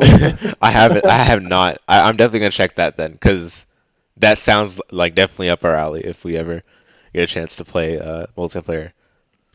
But yeah, politics is definitely a central element of when we played. So Oh sounds yes. exciting. All right, Aether Dart. Yeah. Oh, go ahead, go That game makes me mad every time I think about it. yeah. Like so there was one of our friends is Joe David. He's not in the call right now. He's working, but he was playing Benji in the free for all we were doing, and he was like in the best position by far, and he should have won, but he like completely threw. And then like a person who had like our other friend Josh, who had no way of winning, ended up winning because of how hard he threw. And I was mauling so hard. Yeah, a lot of Cause, sacrifices were made in yeah, that process. yeah, Um, because I was the only one that also had a chance. It was like basically me and Joe with like Josh kind of just take it backing. yeah, But yeah, yeah. Josh definitely was the opportunist in that instance, and I was the sacrifice made. yeah. Godfried was playing Kano and I was playing Prism. So he was like the only one that could go through my like my little token shields. So we were like trying to kill each other as fast as possible, which in hindsight, if we teamed up, would have been better. Oh, It definitely would have. was. But I mean, I attacked Josh, and then he took that, he took that a little harsh. So he was like, Yeah. I'm coming for you." All right, Lava Burst on the foil, and then we got Thaw. That is the first time I've seen that, and no wonder it's the first time I've seen it. It is a majestic. So that is what I think the sixth or seventh. Like again, I lost count, but this would make this an average box. Or is that average? I legitimately don't remember the pull rate. I think the pull rate was 1 out of 4, so this would be average. Yeah. All right. Thaw is the majestic, and Succumb to Winter rare, and some commons. Okay, last pack of box number 2 in our Flesh and Blood Uprising case opening. And what time are we at now? 1:30. So we definitely beat the time for the first box. No surprise. Okay, that's the first token. Now we get to the last token of the box, which is Dragons of Legend. Let's see these commons that we've seen already a number of times. All right, Brothers in Arms. I think that was the first foil I pulled in this entire case opening, so it's cool to see it as the last foil in box number two. All right, then we got Uvia. Second time we've gotten that. Maybe the third time. I wasn't paying attention. And then the other rare is Sigil Permafrost, and these are the commons that close out box number two. All right, let's see here. His ability is once per turn, instant. If a hero is dealt damage, you may pay 3. If you do, the damage goes to you instead, -1. Whoa. Oh, I see what you mean by politics. That's actually perfect. I'll check him out, and if I like Oh, what I I see, see. Yeah, mhm. that's interesting. I'd be like, if you take the damage, Yeah, if you take the yeah, damage, yeah, then I'll you spare take the you. damage for you. Or it's like, if you take the damage, I'll target this person. I Yeah, see. yeah, yeah. That sounds really cool. I'm sure, like, I mean, I don't know if they had that in mind, but I'm sure it came across their mind when they were designing the card. Well, that sounds sick. All right, just trying to stack. Oh yeah, I forgot. I said I would zoom out. Apologies.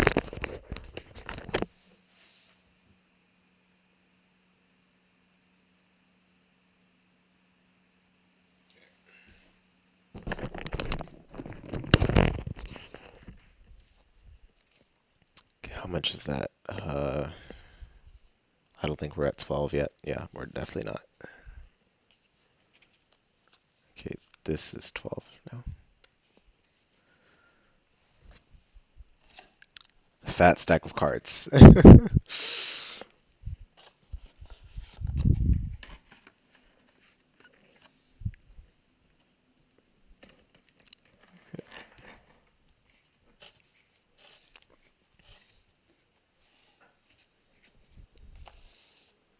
Oh, and regarding the mat, because I know Fox hasn't seen this mat before. I literally just got this for the stream because I didn't want to like put like a Yu-Gi-Oh or Vanguard mat. I want to support the Oh, game. yeah. So yeah, I got this mat for the opening. And I guess I'll bring it to a tourney if I go to one too, because it has the zones, which is That's perfect. nice. Yeah. Hmm.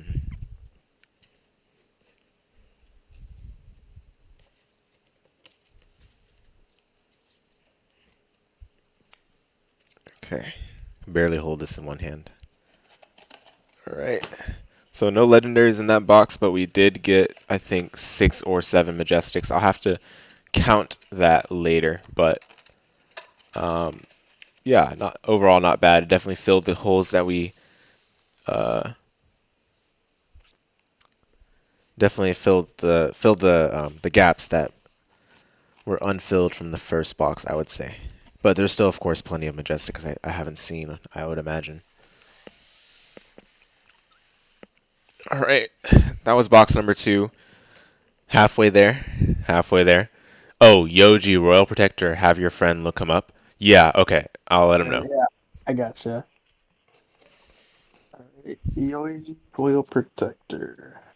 Let's see the card art on this. I'll send it to you in the Discord god feed. Okay, sounds good. I can find him. Flesh and blood. There he is. Oh, he's like a.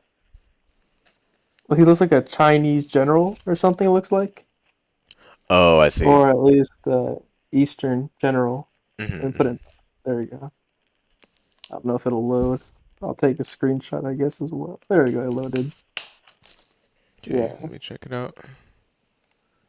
Yoji Royal Protector. I'll pull it up on yeah. On stream. yeah, yeah. Yeah, Let's once per see. turn, instant, pay 3 energy, or whatever the resource is called, pay 3 of that. Next time another target hero would be dealt damage this turn. Heal that to Yoji, prevent 1 of that damage. And then yeah, he gives a massive health pool, comparatively. Okay, that's cool. Yeah, I also really like the art in the card. The card art looks really sick too. Oh I like yeah. the temple he's behind, like the statue, like the dragons. Hmm. Those are really nice. All right, there he is. Yoji Royal Protector. All It's right. like a giant like halberd. Hmm. Oh yeah, you're right. His health pool is definitely above average. See, 22 for this is the Blitz format version, so I guess we'll see the art for the adult hero version later on. But I'd imagine it would have 44. Yeah, definitely sick hero. What is that? Guardian? Oh, Guardian. Well, I mean, I'm not too well versed on the card pool for Guardian, but I do remember what's that guy called? Starvo being a big problem not too long ago. Probably not to the same degree though. I mean, who knows, right? Who knows what it'll be like? But Starvo seemed to be a problem, so I'm wondering if that'll carry over to this young general. All right, back to the back to the box. Here we go. All right, give it a spin, and then time to win.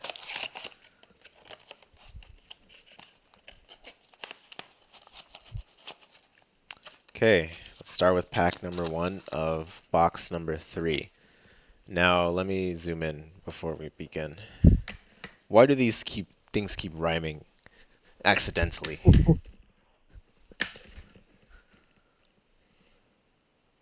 A little cereal of what lightning loops is what you said. Yeah, yeah. I don't know. Sometimes it reminds me of that type of style. Yeah, yeah, yeah. I think that's enough. Okay.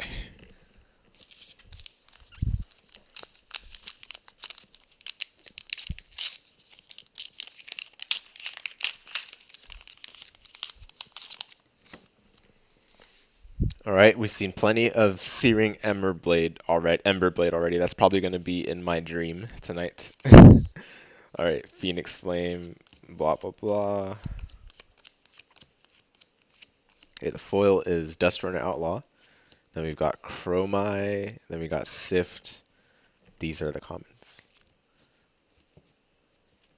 So nothing like the start we had in the second box, where we started off with 2 Majestics, but this is what this is what can be expected after opening a number of these packs.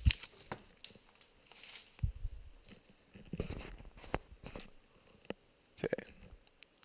Whoa, what is this? Wait, whoa, whoa, whoa, whoa, whoa, whoa, whoa. Okay, wait, what is this? What is this? Funko? Someone please tell me what this is. Oh, You know, oops. Don't that's want a to really destroy the nice. camera. Is that a Yeah, token? that is a That's a dragon, but super that's not sick what I mean. token. What is it? The art on it's really nice. Oh, they're two-sided. Oh, so all this time I haven't flipped over these weapons, huh? They've probably been more heroes than I've been suggesting. Thank you for that, because that is a huge thing. But okay, what is this though? Like, what rarity is that? Okay, you guys were able to see that foiling as I like. Uh, to, it's a marvel. Oh my! Okay, I Yo. gotta run outside quick. I'll be back.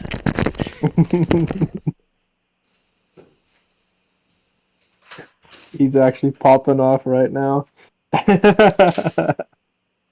But dang, that pull's insane. It's Marvel, baby. Oh yeah, it's Marvel, baby. Go. Okay. All right. That was a Oof. marvel. That's sick. All right. Before I destroy my table, let me get this in the sleeve. That's so sick. I mean, I knew it. I knew it wasn't like an ordinary card, but I had no idea what it was called. Cold foil Marvel. It's Marvel, baby. Yes, sir. That's sick. It's double sided though, so I gotta get a clear sleeve eventually. But that's sick. You like that? You like that? You like that? Energy javelins. Power. The Nova All right, Force. these are like the two chase, like Like things that we cards in the pulled. box. Yeah, yeah. Yeah. So far, that's sick. That's sick. Is it just a really nice looking card or is it also like playable? I mean, it's playable just like the other dragons, but it's not like this specific thing makes your dragons better. It's just like a collector rarity version of the rare dragons. Gotcha. Yeah, yeah. Okay. But still, I mean, Yeah, this no, this is it looks hype. so nice. Yeah, Yeah. yeah. All right, so obviously haven't pulled a Marvel before, so I mean I didn't know what it was, but that's sick. Um, Probably gonna make my night. I hope I didn't disturb anyone outside when I went to scream. Yeah, let's go. Yeah. All right, but they should know by now that flesh and blood is the real thing, so they won't get mad. All right, Brothers in Arms foil, and then we got Kyloria. That's the second one we've pulled, I believe. Engulfing Flame Wave, and then these are the commons. What a sick pack. Pack number 2 of box number 3.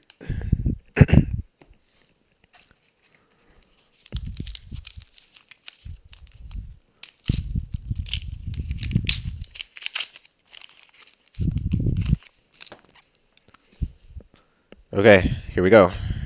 Number 3. Okay, yeah, not all of them are double-sided. I think that's what got me confused. Not all of these are double-sided. All right.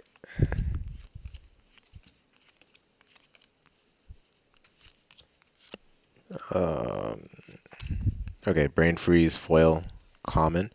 Rapid Reflex rare, Isenhowl Weather Vane rare, and then some commons, one of which is damaged a little. I'm happy though that none of the high rarity cards came out of the pack damage. That would have been unfortunate.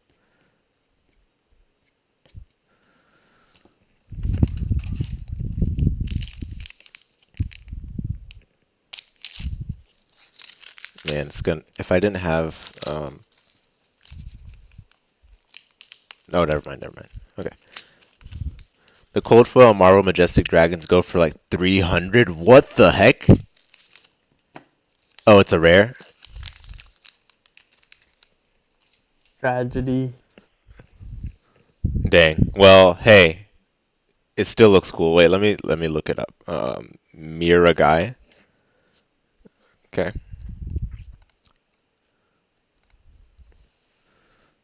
Uh,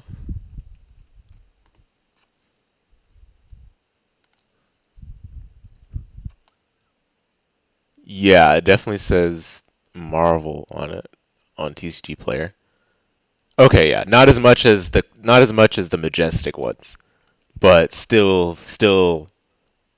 um, still worth its glitter and gold. How much was the case? The case was 310 on TCG Player when I got it. A little under 310. It was like 309.60 something. So this is definitely like a once in a lifetime uh, purchase. I would not do this routinely. All right, Waning Moon, Ember Moss, Centipie. We've seen these already. Um, okay, Fiendal's Fighting Spirit, the not cold, but Rainbow Foil rare. Frightmare. This is the first time for this one. Let's see. That is pretty cheap compared to other TCGs. Yes, it is. It really is, and that's what made me more encouraged. Because I mean, I already like the set a lot, and I was like, hey, looks like a good opportunity to get a case. The case comes with 4 boxes, but each box is pretty bulky. It comes with 24 packs, and each pack is 16 cards. In each pack, you get 2 tokens, some number of commons I don't know off the top of my head, and then uh, I think at least one rare or higher, and then another card that's a rare, and then one card that's a foil, but it can be any rarity. Yeah, oh, you will. Yes. Yes, indeed. Yeah, yeah, yeah, yeah. Yeah. This one, I mean, I've never seen before, right? But it looks like a frightening card. This is one of those that gives this game like, I mean, I don't know what kind of, ESRB or whatever rating system card games use rating it has, but this would give it like a mature rating or something. Look at that, 13 attack. All right, and then transmogrify in the other rare slot, and then these are some commons. So this box so far has had one majestic and one marvel. That Frightmare is rated E for everyone.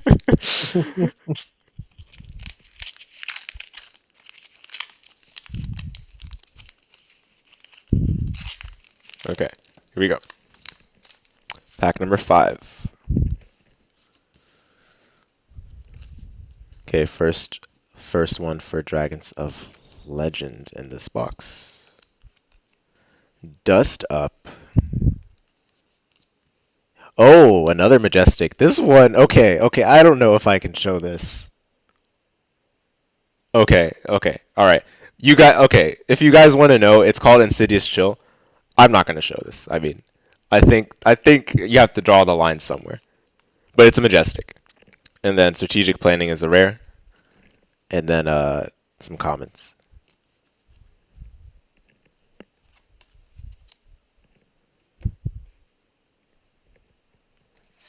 Insidious Chill makes Frightmare look E for everyone indeed.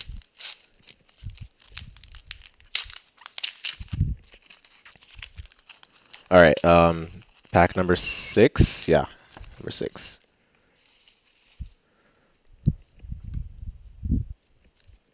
And I'm half kidding, by the way, about Insidious Chill. I mean, it's fine, but it's definitely a risky art on it. Not what I expected. All right, Ash, Sweeping Blow, Soaring Strike, Dust Up, Lava Vein Loyalty. I probably could have read it, but who cares? Ice Bind, Brain Freeze. Here's the foil. We got Dampen, foil rare. And then Liquefy. What the heck? Is that like the third majestic in a row? Liquefy the majestic. It's a draconic attack reaction. So that is number 3, I think, of the box. And then Transmogrify rare and some commons. So we're kind of back on the pace of the previous boxes with regards to majestics, which is to say, yeah, I think we're on pace for above average, hopefully. 3 in the first 6 is certainly above average, I would say. I mean, on top of the Marvel, so there is that. Okay. Yeah, I guess the whole time there were some heroes on the back, so poor me that did not check. All right, here we go. Aether Ice Vein foil common, and then we got Rise from the Ashes, a rare, and Engulfing Flame Wave, another rare, as well as a couple commons. And Engulfing Flame Wave, I think I might have playsets of each color strip at this point. I'll have to look back, but that's oh, okay, not playsets. I meant like 2 ofs. So technically not playset for a classic constructed, but for Blitz, which is what I hope to focus on first, it is for all intents and purposes a playset.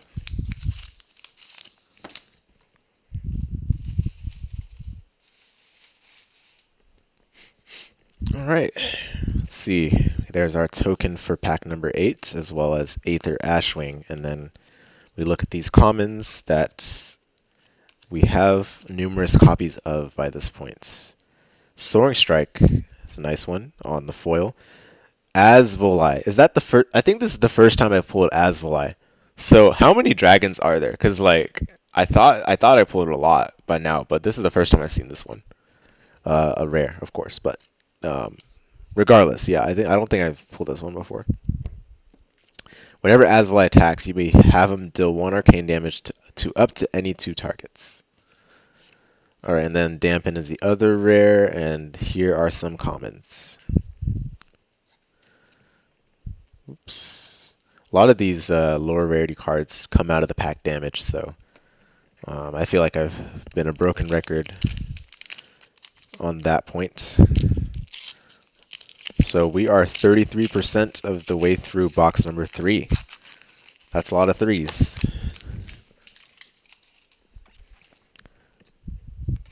All right, Waning Moon is our... Oh, what is that? That's a cold foil equipment, isn't it?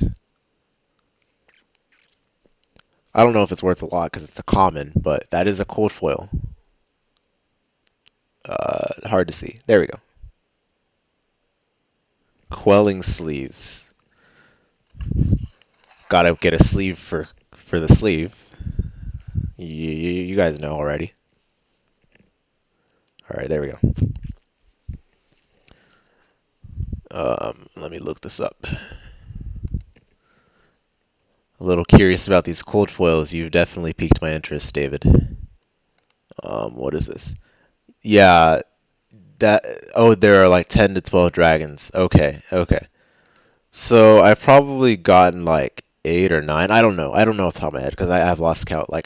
I definitely was conditioned to think that like there weren't this many dragons, so I haven't kept up with how many there are. Excuse me. Okay, I don't even see a listing for Quelling Sleeves Cold Foil on TCG Player. Is that a good thing or a bad thing? Looks like a cold foil to me. Anyway, let's see the rest of the pack. Don't judge a book by its cover. Okay. Oh, whoa. This pack is insane. A foil, rainbow foil majestic. Let's see. Illusionist instant. So that is the fourth majestic, or yeah, I think that's fourth. Yeah, yeah. Cold foil commons aren't worth much. Yeah, I figured. I figured. I mean, if it's not a listing, it doesn't really say much, does it? But yeah, I would imagine that's the case. But hey, I don't mind having another one of those cool looking foils. So Semblance is our next majestic. I don't think I've seen this one. Let me look up how many majestics there are in this set because I feel like every majestic I've gotten except for Channel Bleak Expanse, whatever it's called, has been a unique one. Of course, a case is, it's somewhat to be expected to get most, if not all, of the majestics in the set. Or no, no, no, absolutely not. Never mind. This is 27 in total. So, um, I think I got like between the first two boxes, I got maybe 14. I guess it's possible to get all of them, but I mean, these have been like above average pull rates, so it's hard to say. You want to be on the lookout for the cold foil majestics and legendaries. Okay, got it, got it. So basically, the first two. The first two is well, okay, never mind. That was a Marvel, so that's obviously gonna be on someone's uh someone's most wanted list. But yeah, okay, makes sense, makes sense. I'm definitely not too experienced with uh the art of opening boxes of flesh and blood. All right, the other rares we got were Rise from the Ashes, Sigil of Permafrost, and then those are the commons. That was pack number 9.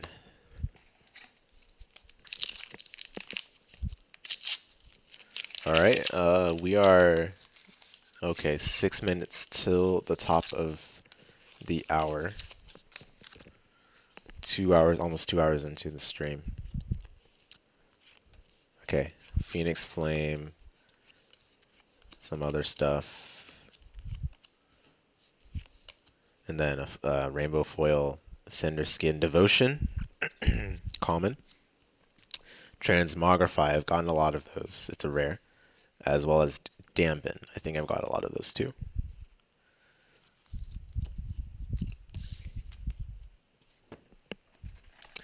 Well, yes, and the Marvels, of course. If you are super lucky, you could pull a Fable. Oh, wait, whoa! This is like some Dragon Ball Z levels of rarities. Okay? Fable has to be like the highest one, right? Like Don't tell me there's stuff beyond Fabled. That would be crazy.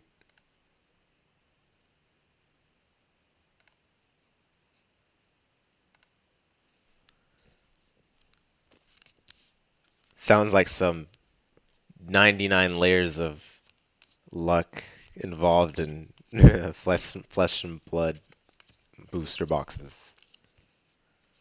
I guess it's a field day for collectors though.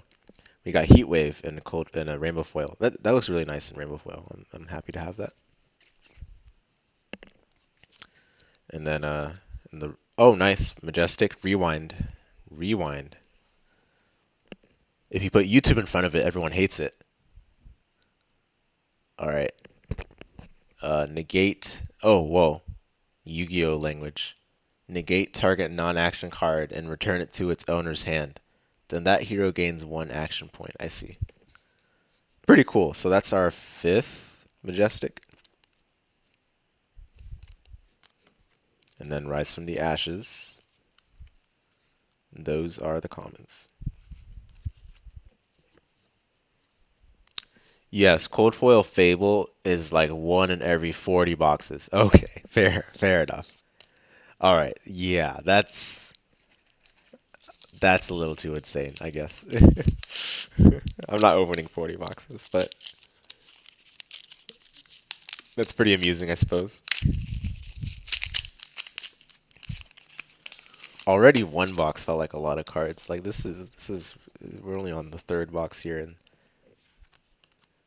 there's so many. Okay, um, speeding through these commons. Trade-in. I think that's the first foil trade-in. And then we got Asvalai on the rare and Fiendal's Fighting Spirits on the other rare.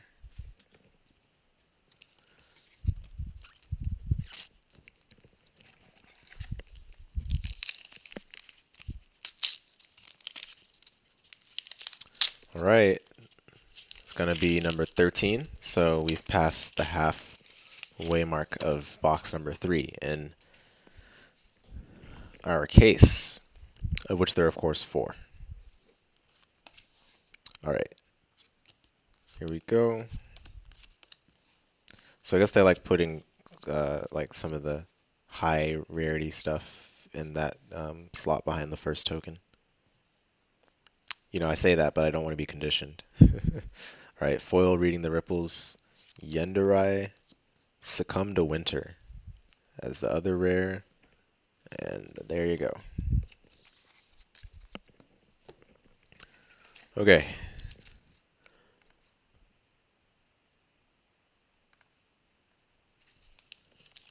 Again, sorry that the only audio here is my and my friend's voice. Um, Music is a little too risky for this stream because I've been recently hit with a lot of YouTube blocks on my other channel, so I don't want to take that risk for a stream like this. I mean, because muting the whole audio would be brutal, right? I mean, you don't get to hear any of my excitement or lack thereof. All right, let me put this over here. Okay, just checking, because seems pretty consistent that the backside of Searing Emberblade, at least every time I've checked, has been Icelander.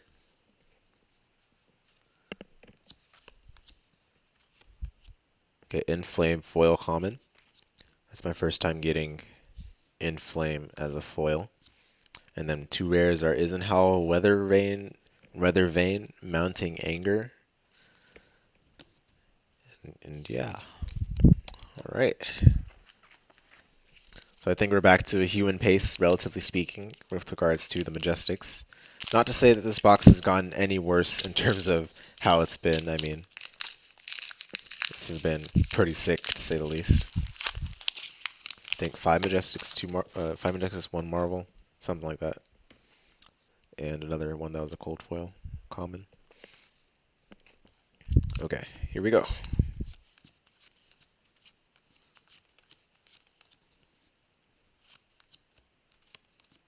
Okay, Mounting Anger is our foil rare. Then we got Semblance. Okay, this is another Majestic, so number 6 here. And this one is one that we've pulled before. So this is probably the second duplicate Majestic pulled so far. The first one was Channel Bleak Expanse, whatever it's called. So yeah, that's cool. And then the other rare slot is Rapid Reflex. I believe I said number 6, right? Yeah, that was number 6.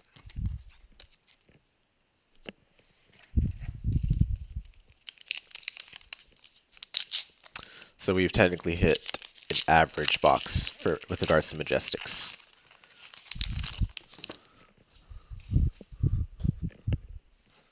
Okay.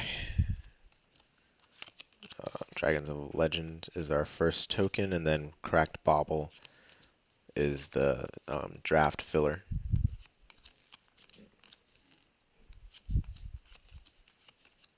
Okay, Rebellious Rush, foil common.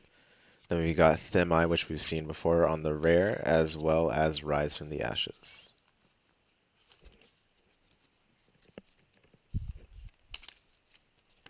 Okay, we've got another 8, and we'll be finished with box number 3. Can you believe that there's still one more box after this? It's felt like an eternity opening these boxes. I will have mastered the muscle memory of finding that top middle uh, edge of the pack to get the perfect rip on it by the time this opening is over. All right. Okay. Rising Resentment. That's my first time seeing this card in foil. It is a common. And then we've got Double Strike. How many times am I going to get a Majestic, man? This is number 7. Ninja Majestic.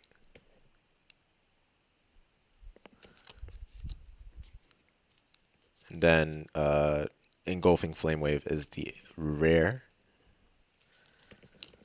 Those are the remaining commons. Hey, I'm not complaining though. I'm not complaining, I assure you.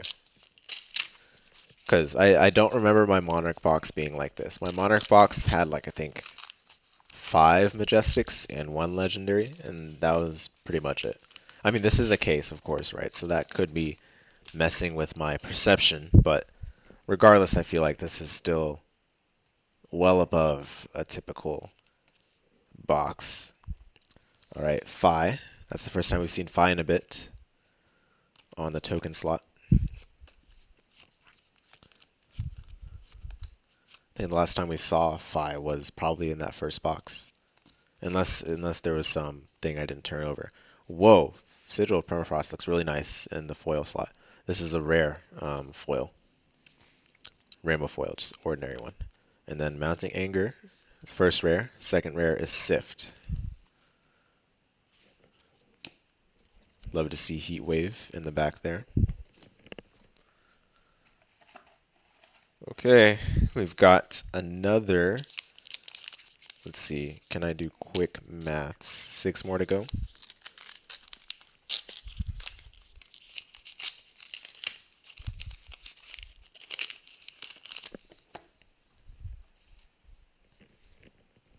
I want to make sure I pulled out everything from that. Yeah, I did. Okay. Because no one wants to see a cold foil in the recycling bin, right? All right. Storm of Sandakai, and then Dragons of Legend.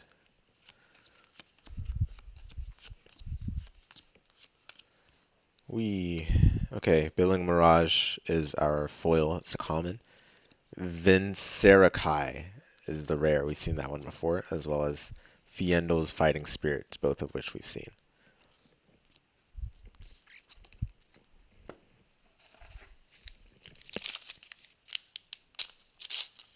Yeah, this is like muscle memory at this point, right? And got to get the timing on these packs, like this uh, what's the word? Unsealing the packs. All right, Phoenix Flame, front-facing token card, and then we've got the commons to Pad the back of the pack. That's a tongue twister for you. Pad the back of the pack. Okay, I guess that's not that hard. Aether Dart is our rainbow foil on the common. And then we've got Sift. I think I have a lot of those. As well as Succumb to Winter. Succumb to Winter is a cool card name, I will say. It's not like you succumb to winter. No one really says succumb to winter. People say like give in to the cold or whatever, but people don't say succumb. Succumb sounds like, you know, it's going down. Like I forced you into submission rather than I'm just giving up.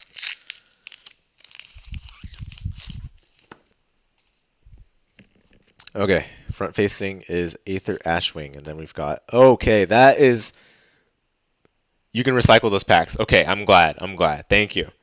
That is a cold foil though. That is that number is how many okay, this box is insane. This box is insane. That's a cold foil majestic right there. It's called Burn Them All. That's actually my first time pulling Burn Them All. So pleasantly surprised to see it in its upgraded form. Let me pull that closer before I sleeve it. There we go. All right. In terms of what it actually does, it says go again, and once per turn, when a dragon you control attacks, it deals 1 arcane damage to each opposing hero. And then at the beginning of your end phase, put a raise counter on Burn Them All, and destroy it unless you banish a red card from your graveyard for each raise counter on it. There is a typo on this card that is giving me a little bit of an unsettling feeling. Yes, it is sick indeed. I don't know, dude. I mean I feel like I don't want to become numb to like sick pools, right? But that's what suffering from success is all about. All right, the rest of the pack. I don't know if we can top a cold foil majestic, but let's find out. Eraser Spite on the rainbow foil, and then a rapid reflex and strategic planning. So as expected, that was not topped. But hey, I mean, this box is just this box by itself. If I had to buy one box, to entertain myself, this would have been the box to buy. Of course, I'm saying it after the fact, but no doubt in my mind that 7 Majestics, um, 1 Marvel, and 2 Cold Foils is pretty darn sick.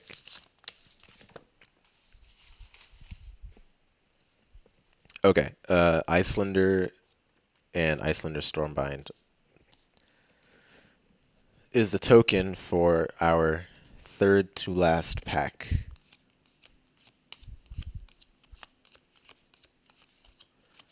Okay, here comes the foil. We've got a rare foil in Transmogrify. Then we got Kyloria in the first rare slot, and the second rare slot is Red Hot. Said this before, but I love Red Hot. It is a red hot card art right there. Okay, the penultimate pack of box number 3. I should have said the penultimate pack of the penultimate box. I missed my opportunity there.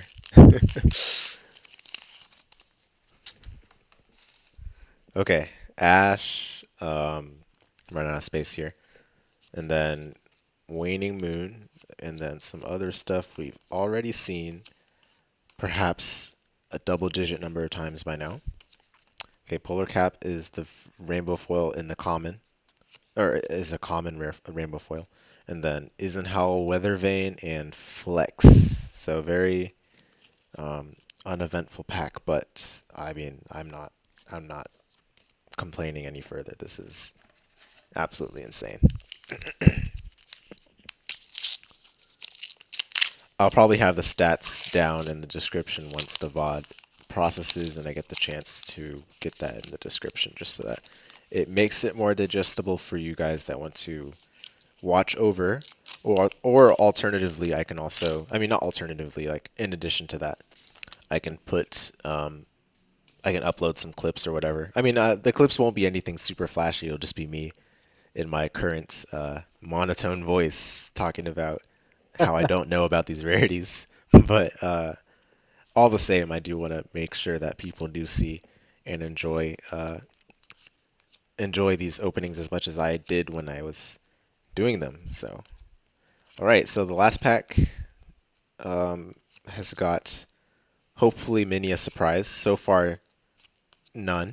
But all right, we got a common rainbow foil, rising resentment, and then frost hex. That is a surprise. Let's go. Yo, let's Okay, that's my first gamer frost hex. gamer. I know, and okay, this box, as if this box couldn't get any like more insane.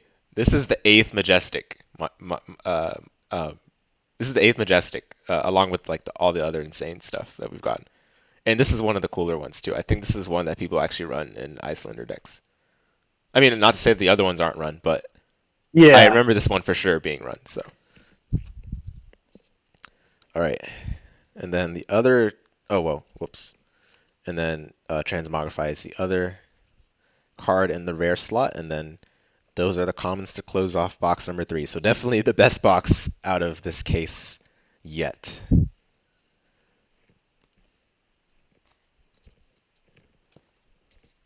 Okay, time to stack these up. Let me zoom out.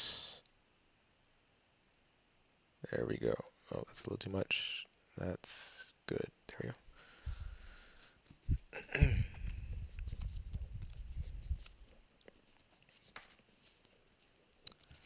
All right, and what is the time right now? It is 9:14 on the West Coast. We are 2 hours and 11 minutes in. So actually, we did save a lot of time in this box as well as the previous box. I'm glad that first box was an oofy. How much time it took? What am I doing? Oh yeah. Okay. Just wanted to make sure I was stacking proportionately, just like they do in the Soul Eater series. Um, I know anime references go over everyone's head, or you're just tired of people talking about their animes. Not in my, not in my cool card game. There ain't no anime here. All right.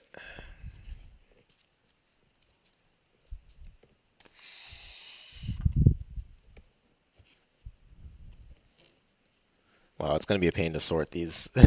One of these days I'll have to like set aside like an entire day on the weekend just to like sort through 2 boxes or something. All right, box number 3 is all done. Now for the final box. Uh, Gotta reach down to get out of the box in which it came. All right, this is the last time we'll see this beautiful seal for quite some time, I'd imagine. I don't plan on getting another case anytime soon.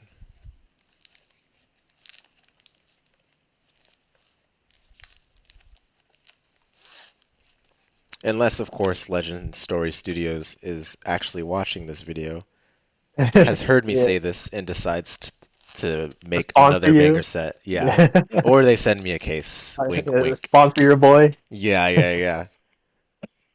Come on, guys, you know what's up. Hit that subscribe button so that we can hit 100K, and I finally get, I'm half joking, right? But I get that Legend Story sponsorship. Anyway, all right. So unsealed, we have unsealed box number 4 now. So let's dig in. Oh, this box is definitely a lot cleaner than the other one. The other one was a little beat up. Okay, never mind. This it's a little beat up at the bottom there, as you guys can see, like right on this side. It's fine though. These boxes were snugged very tightly into a compact cardboard box, and there was no cushioning or anything like that, so it's understandable. All right, here we go.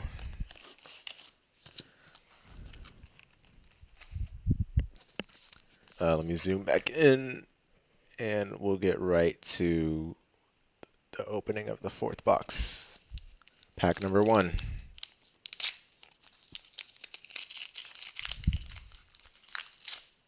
Oof. I missed my perfect streak of ripping open a pack one um, in one piece. I didn't want to say one piece because someone's gonna complain that I'm referencing anime One too much. Piece. Yeah. But anyway, yeah. All right. Waning Moon. It's off screen, but trust me, I put it where it's supposed to go. All right, and then some stuff.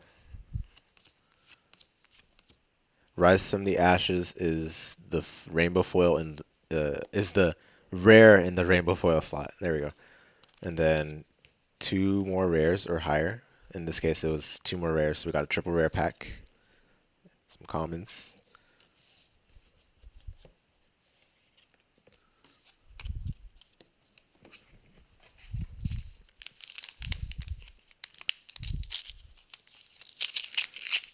You know, I've seen a triple rare. I've seen I've seen some crazy cold foils, but I have not seen a triple majestic pack. I'm sure that is I don't know. I don't even know if that's possible to be honest, but it would be cool. You know, it would be cool to see one. Okay, cracked bauble.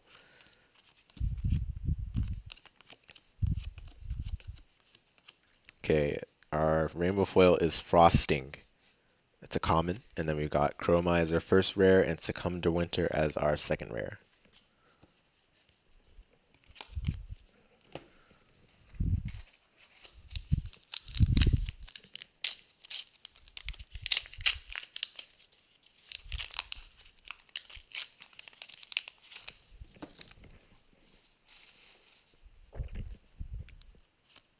All right.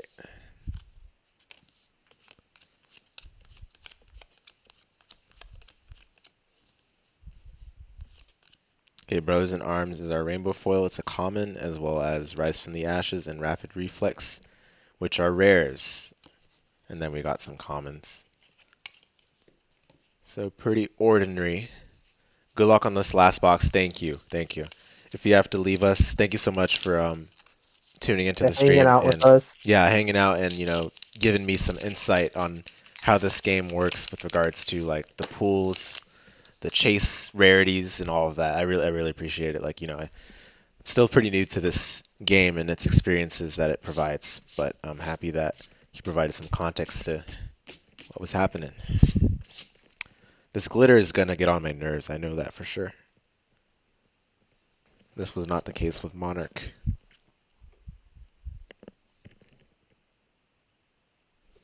Probably ought to vacuum shortly after this. All right, Phi is our facing token, and then Searing Ember's Blade, or Ember Blade. Speeding through those commons. Here's our foil. It is Healing Bomb, which is a common. And then we've got Vincerakai as our first rare. Second rare is Sift, and these are the commons to close out pack number 4 of box number 4. I'm such a degenerate. I pre-ordered 4 cases of the next set. 4 cases. You know what? Gamer moment. You are the legend. That is not degenerate. That is dedication. But I do not envy how much cardboard and paper you'll have to deal with. I feel bad for your wallet too, but as long as it brings you the happiness. True, true. All right. I gotta wait. Is Dynasty? Do we even know what's gonna be in Dynasty? Like, did you just pre-order it without knowing what's gonna be in it, or is that card you Oh showed yeah, me is from the card Dynasty? list out already? Yeah, yeah. I guess it's the card list out because that's the real question, right?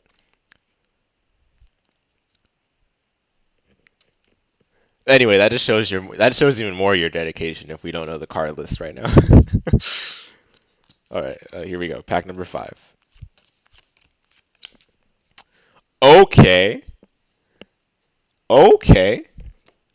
That's a rainbow foil majestic. Burn them all. It is actually a little damaged, unfortunately, But wait, let me just make sure. Okay, yeah, it's a little damaged. Um, oof. This dang gang sucked me right in. I see, fair. So probably don't have a card list. That's my guess based on what you said there. All right, so burn them all. I'm not sure if I should sleeve this because I mean, it's already damaged based on this like marking I'm seeing at the top. Um, well, let me. No, only two spoilers so far. Like I said, just nah, that's dedication right there.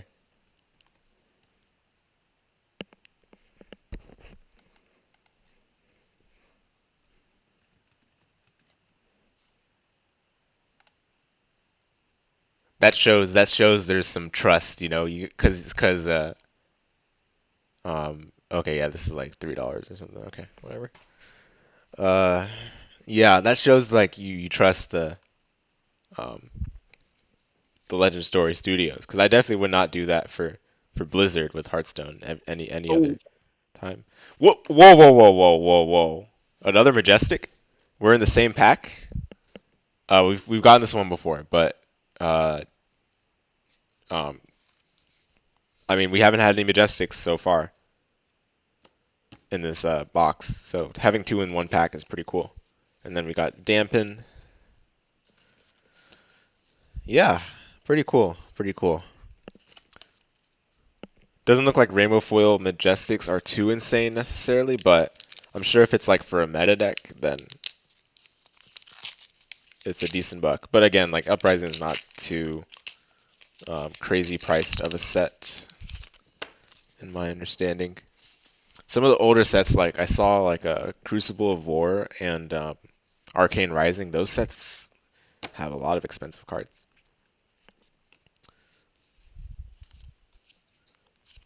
Okay, pack number 6. Here comes the foil. Dust Up is a common. And then we've got Dust Up is, yeah, okay, yeah, common. Eisenhower Weather Vane, Dampen, so two rares. And that one. Okay, number 7. We are nearing the end. Almost 1/3 of the way through the final box.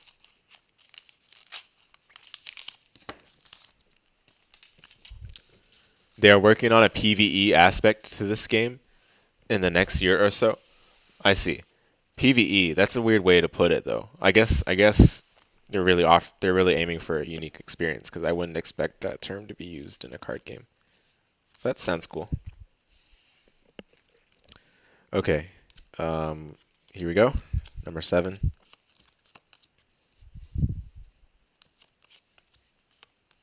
Sigil Protection, which is a common, that is our foil. Hypothermia. I don't think I pulled this one. So this is a Majestic, guys. This is number 3 of this box. It's an ice action affliction aura.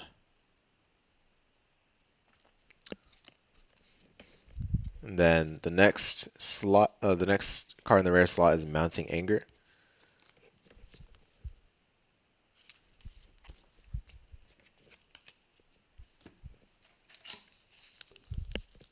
Yeah, I guess for PvE they would probably be aiming to be something like a tabletop RPG or something, is my guess. Or like a single player kind of mode, I guess is the right way to put it. I don't know. If it's PvE, then I guess it wouldn't be. Yeah, like a big boss and you and your friends work together. Oh, okay, so it is co-op then. Okay, that makes sense. So yeah, it's like a tabletop then. It's a big boss, and you and your friends work together to kill it before it kills you. That sounds cool. So I'm guessing you have like a game master or a dungeon master, whatever it's going to be called, that's in charge of um, controlling the boss or something, right? All right.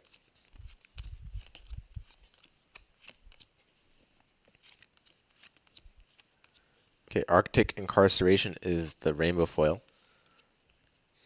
That is another Majestic. What? Okay, so these packs, like it's like yeah, we're gonna start off slow, simple, chill, like nothing too crazy, right? And then suddenly there's like a billion Majestics in these packs in a row. This is the fourth Erase Face. It's a generic action. When Erase Face hits a hero, cards and tokens they own lose all class and talent types until the end of the next turn.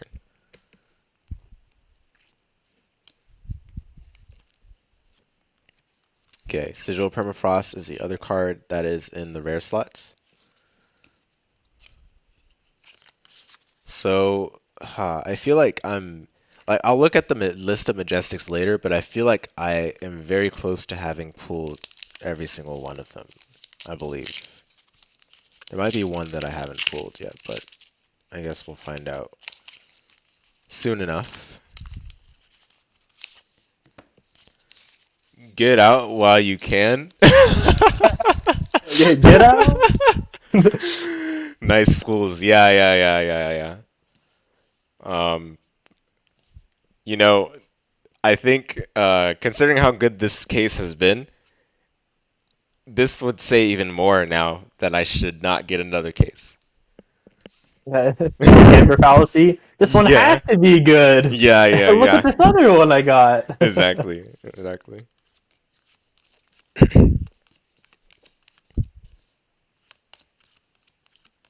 Okay. Brand with Cinderclaw is the rainbow foil. That is, I don't know the word. It's cool, but it's also like looks painful. The art, I'm saying. Okay. And then we got Vin Sarakai and Strategic Planning.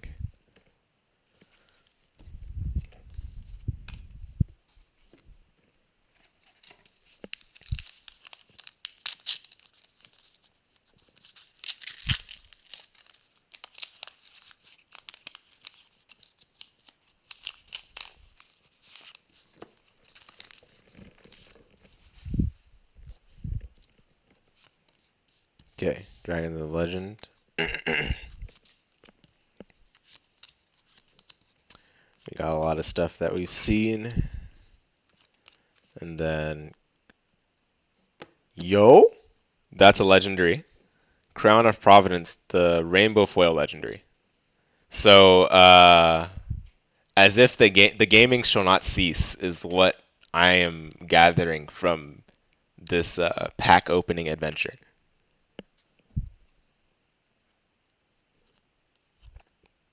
All right. Yep. Unfortunately. Okay. Wait. Hold on. I was about to say it's a little damaged, but I've been able to rub off the part that I thought was damaged. So I'm hoping that that's not too dire. But Crown of Providence Rainbow Foil Legendary sounds pretty good. Generic equipment for the head slot. When you defend with Crown of Providence, you may put a card from your hand or arsenal on the bottom of your deck. If you do, draw a card. But when the combat chain closes, this gets destroyed if it was defended with. Doesn't sound bad, but I don't know if it's like something that people would run per se. Probably depends on the class. Oh, it's 140? What the? Wait, no way. All This right, card had been. it's time to get another box. Oh my goodness, dude. Wait, how is this 140? How is this more than what I've gotten already?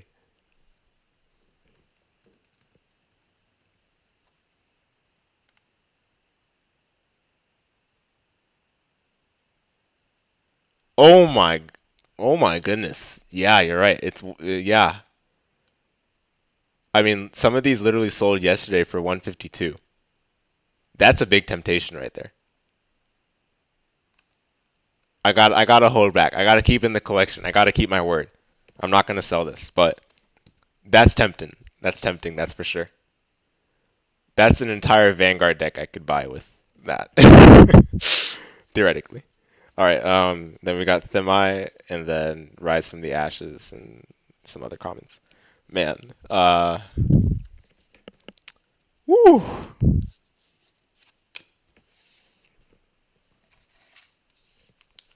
It's getting red hot in this room. I'm gonna need some ice cold Icelander to cool me off. Come on, give me some icy cards. cool me down. All right, Aether Ashwing. No, this is a little too hot. Okay, there we go. Icelander is right there. All right, then we got some stuff. There's the chili cards. There we go. All right, Aether Hail is our rainbow foil common. Then we've got Fiendal's Fighting Spirit as well as Engulfing Flame Wave. Woo!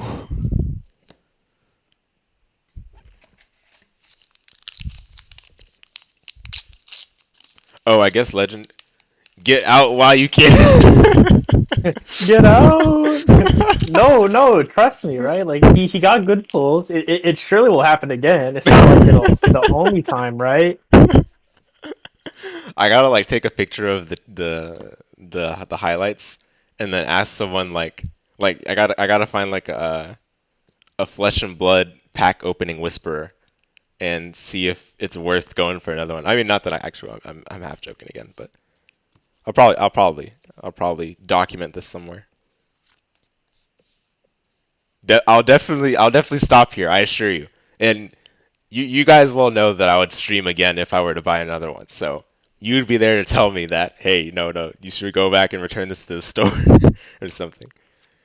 Because I did not open this case before today's stream. It was completely sealed as it came. So that's how you know there is no manipulation involved. All right, the rainbow foil is quelling sleeves. And then, wait a minute. Did we literally just pull like a playset of a majestic in a case? We did. I've even lost count of how many majestics we've got.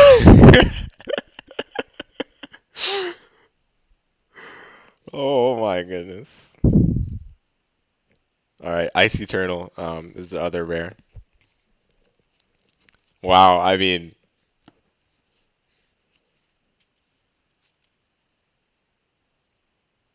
wow.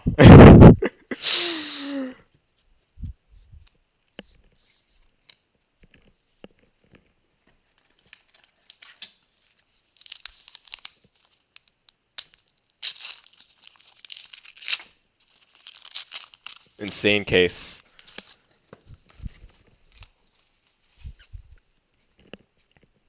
All right, yeah, we're gonna put this here. Okay, Phoenix Flame. I'm joking. Keep buying. Let's go. No, no, no, no. I'm not. I'm not gonna buy anymore. I'm not gonna buy anymore. I gotta follow my instinct. I already said at the beginning this was a once in a lifetime purchase. Blaze Headlong is the rainbow foil in the common slot. The reason why it's once in a lifetime, right? It's not because of the price. It's because of the experience. It's only gonna be this exciting one time, really, right? Because after this, there's like an element of conditioning. Like, hey, I got it. Like, I'm in serious mode right now. Hey, I That's got all right. these good pulls the first time, and then anytime you get more, it's always gonna be compared to that first time, and that is always going to lead to some kind of decline unless you have an iron hard you know fortitude. I don't know, like you got to be really strong to not get somewhat sad about the second and third purchases of cases like this. And I mean, come on, man. Like I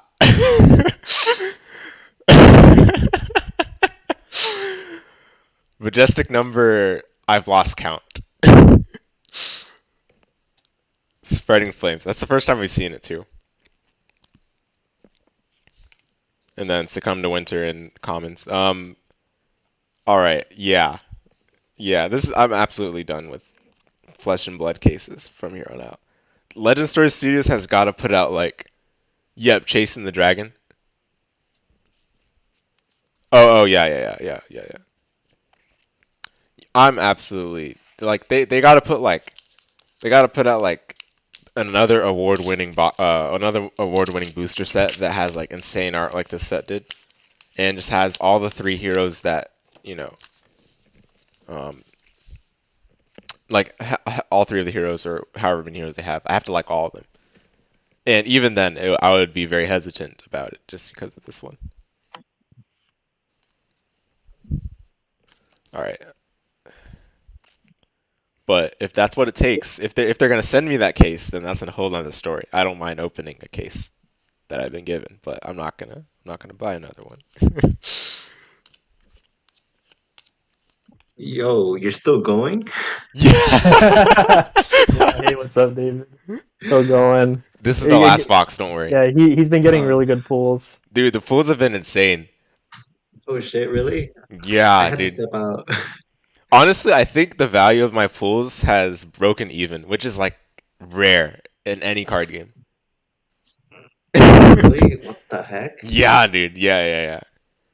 I mean, I'm not Wait, selling any can of you show me these. like Oh, yeah, yeah, like I can show you. Yeah, can you yeah. show me like what's the most expensive card you pulled? So according to David here in the chat, it's the card on the top, Crown of Providence. It's a legendary, Uh-huh. which is like the third highest rarity, I believe. And then I got a cold foil legendary, which is like an upgraded like collector's version, I guess you can think of a legendary. And then I got a Marvel, but it's of a rare. It's of a card that's originally a rare, so it's like not worth as much, but it's still like the second highest rarity in theory. Yo, that's hype. Yeah, yeah, dude. Yeah, yeah. I mean, no Fableds, which is the highest rarity, but I'm not even like I had no expectations going into this, so like I've already just been,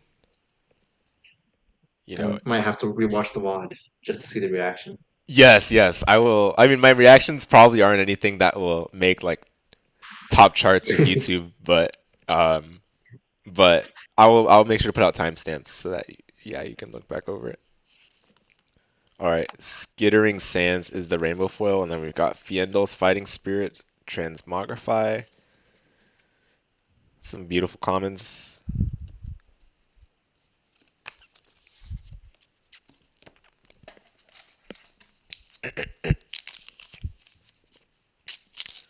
I don't know. I mean, should I even make a thumbnail? Should I just leave the thumbnail as my profile picture, the default? Because I feel like if I Or put a thumbnail, then it's like, yeah, you gotta get your YouTuber reaction image. yeah, Yeah, yeah, I yeah, pulled what? Yeah, yeah. top 10 pulls you won't believe. I know, I Flesh and know. blood. Because I don't want to become like a all-out like flesh and blood YouTuber just yet. Because I don't want to like convince people something like that. This Yeah, is a once in a this lifetime case was thing. insane. Yeah, Oh, best value case. Yeah, buy now. Yeah, yo, what's up, guys? Back at it again with another YouTube video. Today we're talking about the Flesh and Blood Uprising case. I gotta say, guys, this case is insane. It's crazy. yeah, it's getting more You insane as have we to get it speak. now. Yeah. Yo, that's another sick pull. Yeah, dude, Dude. Yeah, your pulls have been great. This is good. it's been Are insane. these all for at least decks you're interested in building, or is it just Yeah, heroes you're playing? literally every hero in this set I like. Like this is literally That's like good. the perfect set Yeah. for me. So that's why I wanted to get a case, right? But but I don't know if like it's gonna be hard for them to meet that same like condition for me to buy a case again, because hmm this is like it's hard to like replicate this kind of experience. But yeah, Dracona Optimi is the majestic. So it seems like there's so many majestics. I haven't seen this one still. And I said earlier like, oh, I feel like I've seen a lot, but there we go again. And then rapid reflex and some commons to finish off pack number. Is that 15? 15, yeah.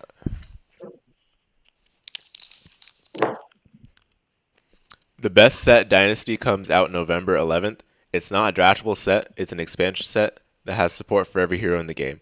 I see. So it's like Everfest and what was the other one called? I think Crucible of War. I remember looking at Everfest and I was like, because I almost wanted to buy a couple packs from Everfest, but then I realized like there's so many different heroes being supported, so getting a pack didn't seem worth it. And it kind of makes sense too, because Everfest singles were kind of expensive when I was looking at them. But yeah, that sounds cool. It's good that they're doing like a good rounded out balance of expansion sets and main sets, because I hate when like card games release like three sets within the span of like 2 months, and you're like barely trying to figure out what's good in the first set, and then they release another set right after. I really don't like that. So it's good that they're taking their time, releasing an expansion set, see what people come up with. Is oh wait, November 11th. That sounds like after World Championships or around the time of it. So I guess that won't be in time for World Championships. That means people have a good amount of time to prepare for that.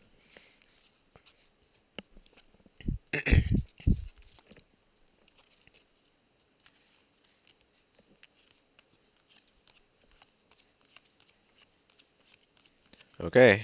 Ice Eternal is our Rainbow Foil. It is a rare this time. And then we've got Yendurai and Isenhowl Weather Vane. And then commons are the following.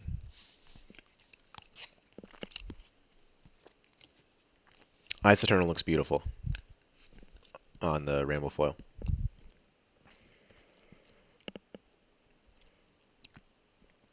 My lighting is getting a little weird, but yeah. That's why I left Magic. Flesh and Blood is new set every 4 months. Yeah, that's a perfect timeline, I think. It makes it so that you're not like stuck with a terrible format for so long, but also makes it such that you have enough time to like get settled into a set. And they have a ban list too, so I mean the ban list can deal with any emergency problems. So it's not like you really need to have new sets super frequently. And gameplay and artwork is amazing to boot. Yep, you said it. 100% agree. I mean, I need to get deeper into the gameplay, but I definitely got the artwork for sure. And from what I've played to the gameplay, it's been great. So been loving that. All right, Aether Wing and then Ash. Are those the exact same? Yeah, they are. I guess it was just turned over to make it seem like it was not the same thing. All right. Oh no, maybe they aren't. Wait, does this have like a? No, yeah, they're the same. Okay. Flameborn Retribution.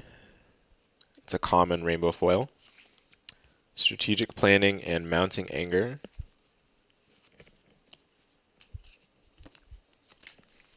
Once again, I've lost count on the number of Majestics in this box, so if you were to ask me, I could not tell you off the top of my head. But what I can tell you is that this box has been insane. And we're only, let's see, we are only 17 packs into it. We're on the 18th now, which means that we've got 7 more to go, including this one.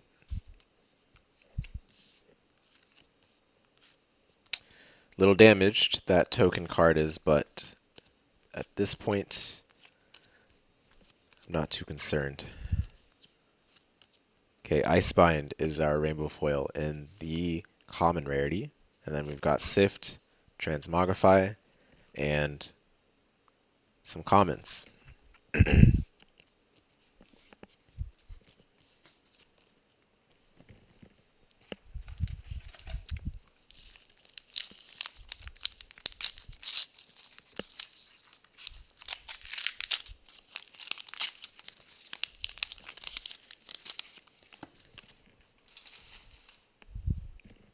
Okay, here we go. Number 19.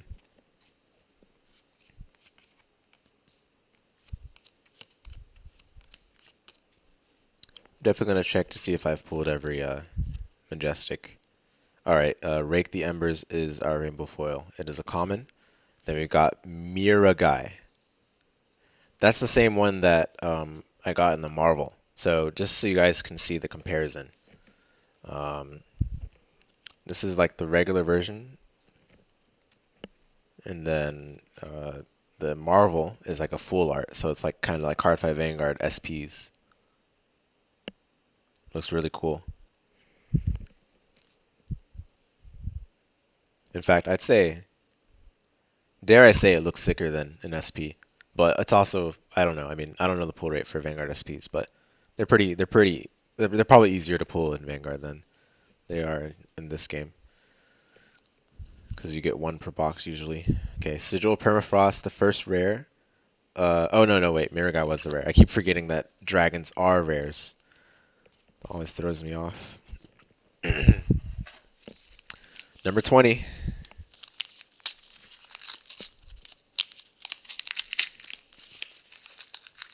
Think we can beat 3 hours? I won't try to rush it, but Please. If not, it's also fine. Yeah. yeah, yeah, yeah. All right, Phoenix Flame got Dromai. Long time no see, Dromai. And then let's see what we've got in this pack. Flex, Rainbow Foil Rare. Rise from the Ashes, and Flex. Flexing so hard, you gotta do it twice. Okay. Number 21. This makes 4 remaining, including this one. And in the process, I have ruined my muscle memory on opening the pack to perfection, so apologies if you get disturbed by how I shred these open.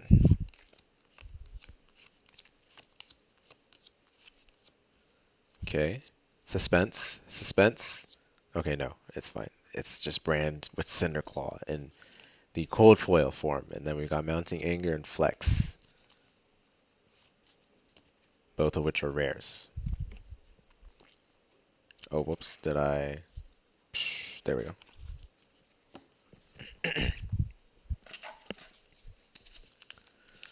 All right, home stretch, home stretch.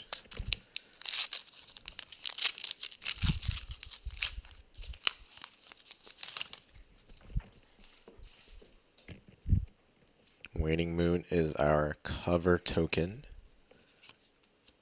Okay.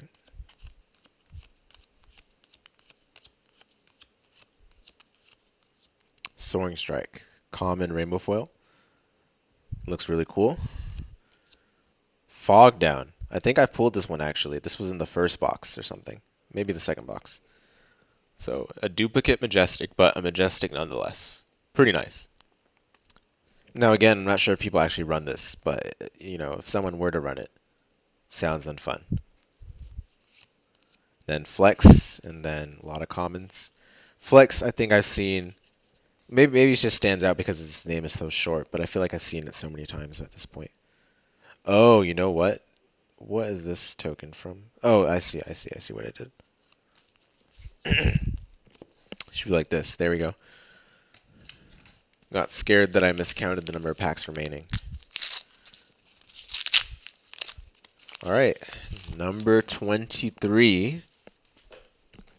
The penultimate of our last pack, and Icelander is the cover. Then we've got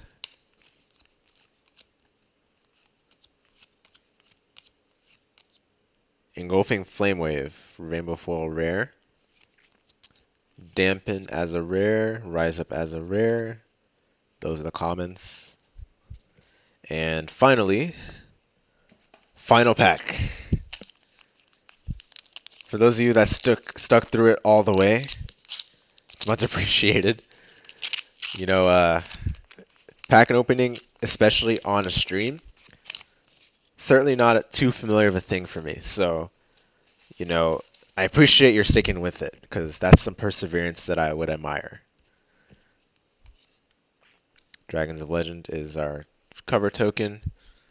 Searing Emberblade, the next one, and then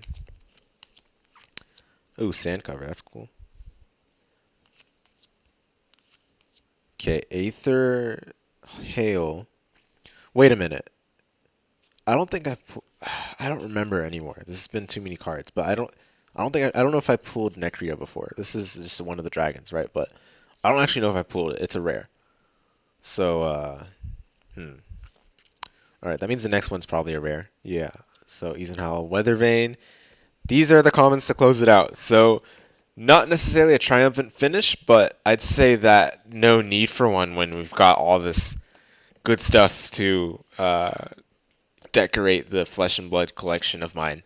I guess to summarize, like again, I wish I remembered the number of Majestic's in this box because there were so many. I think there were probably 8 or 9, somewhere around that ballpark. But um, yeah, I mean, this case was insane. We certainly pulled I think we beat the 27 Majestics number that the set contains. That doesn't mean we pulled every one of them, but that means certainly that we were well above average for what the pull rates actually are for Majestic, which are one in every four packs.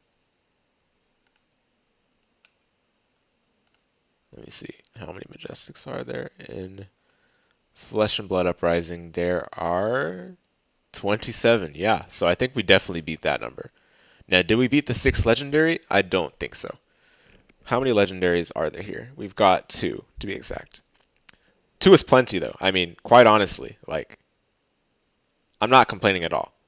I do want to see the ones I missed out on, but getting two of them and one of them being triple digits in value is still quite extraordinary, I'd say. Great case, six pulls. Thank you so much, thank you so much, and thanks for, you were here for the bulk of the stream. I really appreciate and admire the perseverance for sticking through it, and thanks again for helping me out with, giving me some context to not only the pools but also just the game in general. What's about to come in the set of Dynasty. I'm looking for. I don't know if this is the best way to search. I probably should find a card list. Maybe they'll sort it by rarity. Or if I get lucky, I can try searching in Control F. Oh, nope, that doesn't work. Um, do legendaries just not show in the image gallery? Uh, okay, what are these called? What are these called? Let me just see. Coronet Peak. Oh, wow, no, yeah. It does not. There's no way to Control F in the image gallery, so I'll have to find a card list. Let's see. Probably share the window so that you guys know what I'm looking at. There's no secrets here. Uh, browser. Oh, whoops. No, I have to do a new OBS source.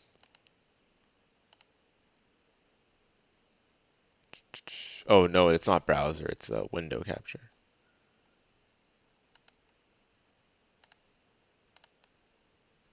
Window. Yeah, there we go. There we go. Now you can see what I'm looking at. All right. Yeah, so I'm just trying to look for the image list, the card image list. Um, let me try to pop out chat as well. No problem. Hope you enjoy your experience of Flesh and Blood and become a degenerate like me. Yes, thank you, thank you. That's Gamer hilarious. gamer moment. Indeed, indeed. Yeah. Yeah, I'll I'm definitely. down to Mhm. play sometime online, Godfrey, if you want.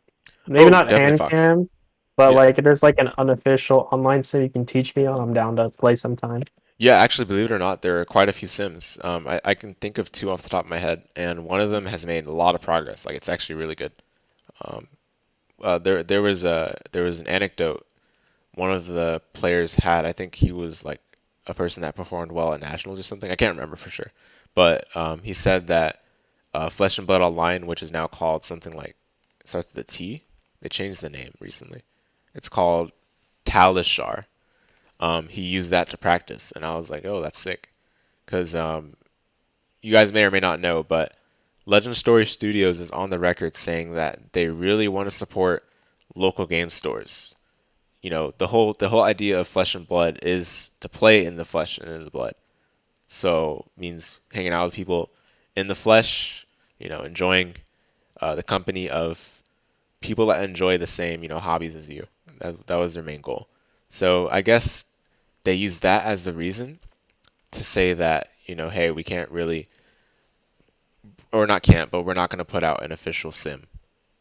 So people have taken it upon themselves to create unofficial sims, which shows some level of passion for the game, which it's always a good sign to see that, right? Because especially considering that, you know, there's always the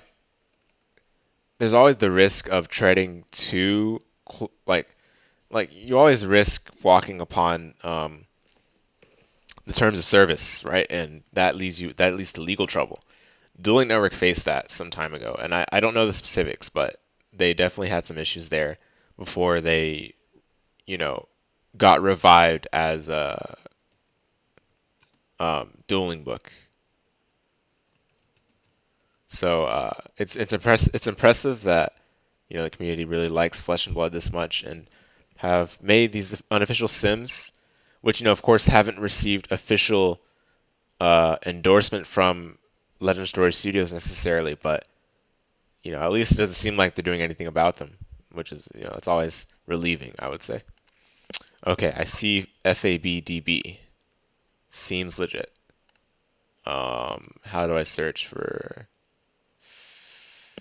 Okay, there's search by set, so I'm looking for uprising. That's got to be near the bottom, yeah. And then I'm looking for legendary. Hey, look at that. We got perfect. Okay, so I pulled 2 out of 6. That's certainly the case. I see one of them is called Flame Scale Furnace. Once per turn instant, pay 1, gain 1 for each red card in your pitch zone. Activate this ability only if you've played a red card this turn. And then there's the keyword temper, which I cannot read from here, but it says, okay, let me just look at this. When the combat chain closes, if this is defended, put a -1 counter on it. So basically just subtract defense value after defense. Pretty solid. And it looks like none of these abilities destroy it. Oh no, if it has 0, destroy it. I can't read. Oh my goodness. Literally The right there. classic argument moment. Yeah, for real, for real. All right, I pulled this one, Coronet Peak. Very simple ice equipment. Pay 3, make them discard a card unless they pay 1. It is an action, so it costs an action point. It doesn't have go again or anything. So seems like something you would do if you want to conserve resources.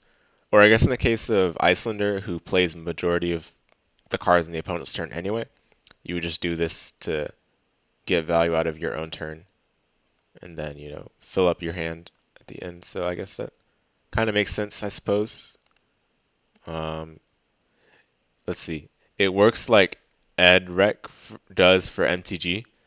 I'm not familiar with EdRec. In fact, I'm not very familiar with MTG at all. But if you got like a Vanguard or Yu-Gi-Oh comparison there for me, then I would definitely get what you mean. I can also look up EdRec though while we're here.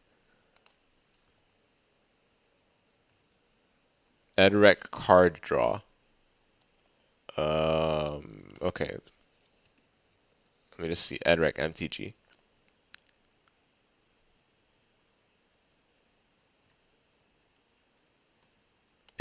I'm getting like a. Oh, you mean the website? I see. Yeah. Okay. I thought you meant the card. Sorry. That was my fault. All right, Ghostly Touch, Illusionist Legendary Equipment. Whenever an illusionist attack you control is destroyed by a phantasm, so basically by its own ability, put a haunt counter on Ghostly Touch. Okay? Once per turn action, remove a haunt counter from Ghostly Touch.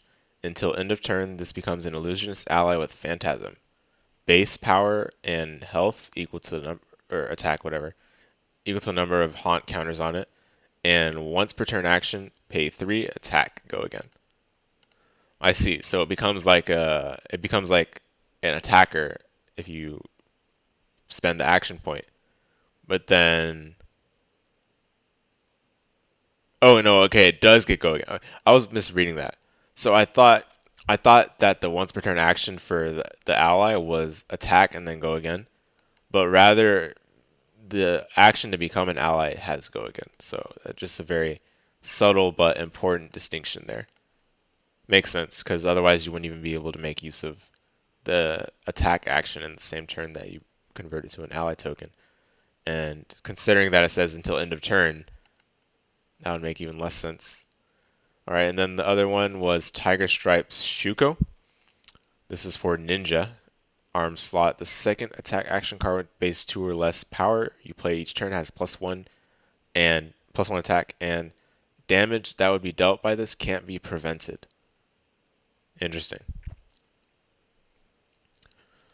I need to read the rulings on this because I know Legend Story Studios has great ruling pages for every card that's released in the set.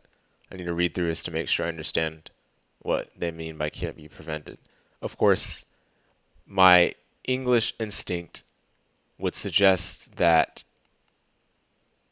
you can still guard, you can still like defend, but it won't stop any of the damage. I don't know. I'll have to read up on that. All right, and the last one I missed was Alluvian Constellus. The first time Alluvian Constellus prevents arcane damage each turn if it has less than 4 energy counters. Well, what's energy counter? Oh, okay, okay. If it has less than 4 energy counters, you may put an energy counter. So I guess it's just the counter that it uses. And then instant remove 2 energy counters from Alluvian Constellus. The next staff ability you activate this turn costs. What? That's so good. What? Which there was one I know for sure there was one like oh it says staff. Okay, well that makes sense I guess. But I know there was like this one equipment that I have from what was that set where Icelander was introduced? Was that Everfest? I think that was actually Everfest. But it costs 3 and it like does some stuff, right? But that has good synergy with this equipment, it sounds like. And then it has Arcane Barrier. Straightforward enough, and then Crown of Providence, the other one I pulled. So, yeah, I mean, there's definitely some cool equipments in this set. It seems like there's one for every, or not quite, because the one of the ones I got was ice equipment. So, and then the other one I got is generic.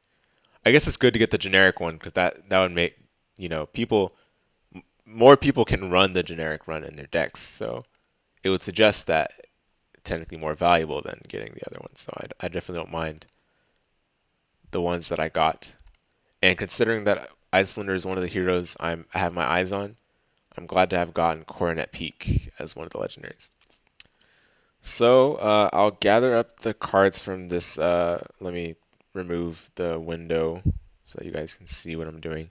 But I'm going to gather up the cards from this final box, and then I'll try to do a best summary that I can so that, for the VOD, people can just fast forward to the end or just snap to the timestamp and find out the good stuff. Although, again, I can't recall everything that I pulled off the top of my head. But what I do know is that it was certainly an above average case and an above average experience. I have not much of a standard to go off of, but, you know, I think I'd say let's keep it that way.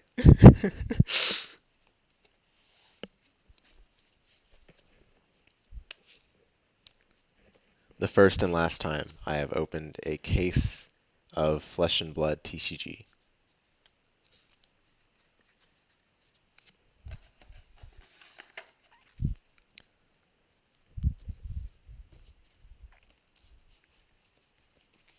And thanks to all of you, of course, again, for being a part of that experience. It's always nice to be able to have people to talk to while doing this because talking to oneself is a bore after some time.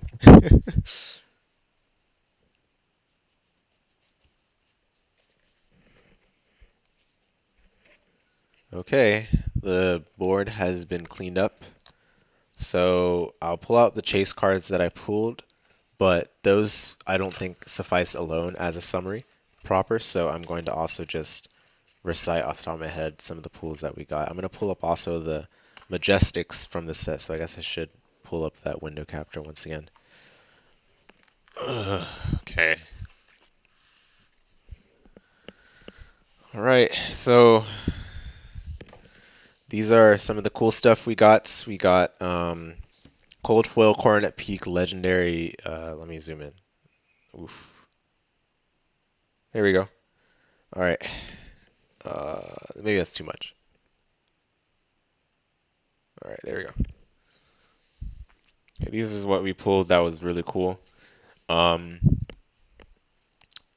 me see. Chat message. Leah's first time, but not last. No, no, no, no, no, no, no. No, it's got to be the last. It's like that. But like Thanos, like you couldn't live with your failure. Where did that bring you? Right back to me. Yeah, yeah, yeah, yeah. Oh man. All right, Cold Foil Coronet Peak Legendary Ice Equipment for the head slot. And then we got a Marvel Mirror Guy.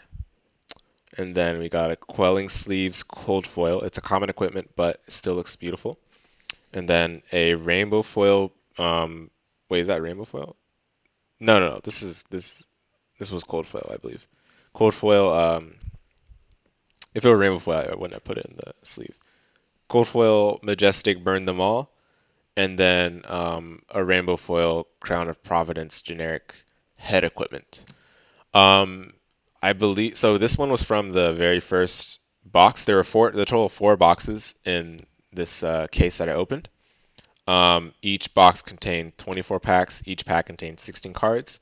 And to summarize what those card will be in those packs, I believe there's supposed to be two tokens, um, some number of commons I don't remember top of my head, and then there's a reserve spot for a rainbow foil, which can be a common, rare. It could basically be any rarity.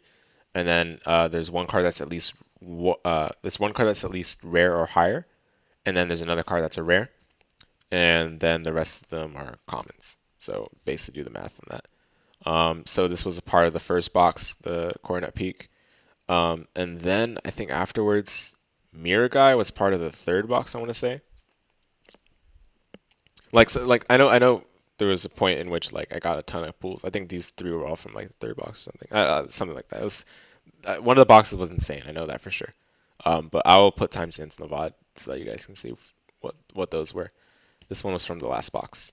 And then in terms of number of Majestics, so ordinarily Majestics are pulled at a rate of one out of every four. Um, and there are a total of 27 Majestics in this set, I believe. So I do want to pull up like what Majestics I missed to see basically measure how well I actually did with regards to that. So I'm going to go back in this page, um, Uprising Majestic. Okay, so we pulled Burn Them All a number of times. We pulled Invoke Dracona Optimal once. We okay, we did not pull this. We did not pull Tomeltai, and we did not pull Dominia. I don't think we pulled either of those. I don't think we pulled Phoenix Form either. No, maybe we did. Maybe we did. I don't remember. So that's potentially three. We did pull Spreading Flames. Uh, Combustion Point. I don't remember. Guys, there were so many. I legit like do not remember all of them off the top of my head. And this is the first time I've seen some of these. So you know, aside from that, I skimmed through the set and I knew I liked it, but I didn't pay attention to some of these as closely. I definitely did pull Thaw and Liquefy and Uprising. I pulled that twice. Tome of Firebrand I did pull, and I remember this only because Fox over here mentioned Pot of Greed.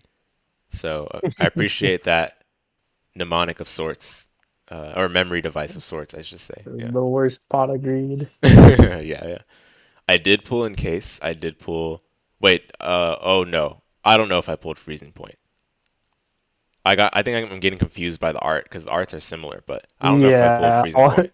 all the ice arts looking the exact same, basically. Yeah, yeah, yeah.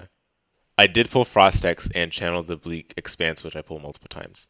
So okay. The ones I know for sure I did not pull. I did not pull Tomeltai or Dominia, and that's two for sure. I don't think I pulled Freezing Point. I don't think I pulled Phoenix Form. I did pull Hypothermia and Insidious Chill and Frightmare and Semblance and Double Strike. I don't think I pulled Take the Tempo. And I definitely did not pull that All You Got. I pulled all the rest. So Tome of Duplicity, Rewind, Erase Face, and Fog Down. So some of these I got duplicates. In particular, I got a playset of Channel the Bleak Expanse and Burn Them All. I think the rest I got like twos of or one ofs.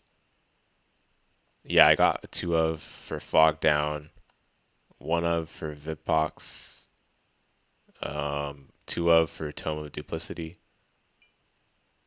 Yeah, I think two of Semblance, something like that. Yeah, yeah. So the duplicates probably made up for the fact that I didn't pull exactly every single one of these Majestics, but I don't really particularly mind. I mean, I don't think I'm missing out by not pulling that all you got. While this is defending an attack with two or less, the combination closes draw a card. I mean, it's not bad, but I mean, are people running this? I don't think it doesn't strike me as a card that people would run particularly. Although I guess it is generic, so. Oh yeah, each pack has a little bit of crack in it to keep the addiction going. Yes, I missed that message, but yes. True, it's true, it's true. Oh, I love my card packs. You have a big inhale. Yeah, yeah, yeah, yeah. Yeah, I guess that's all that glitter was. Good grief.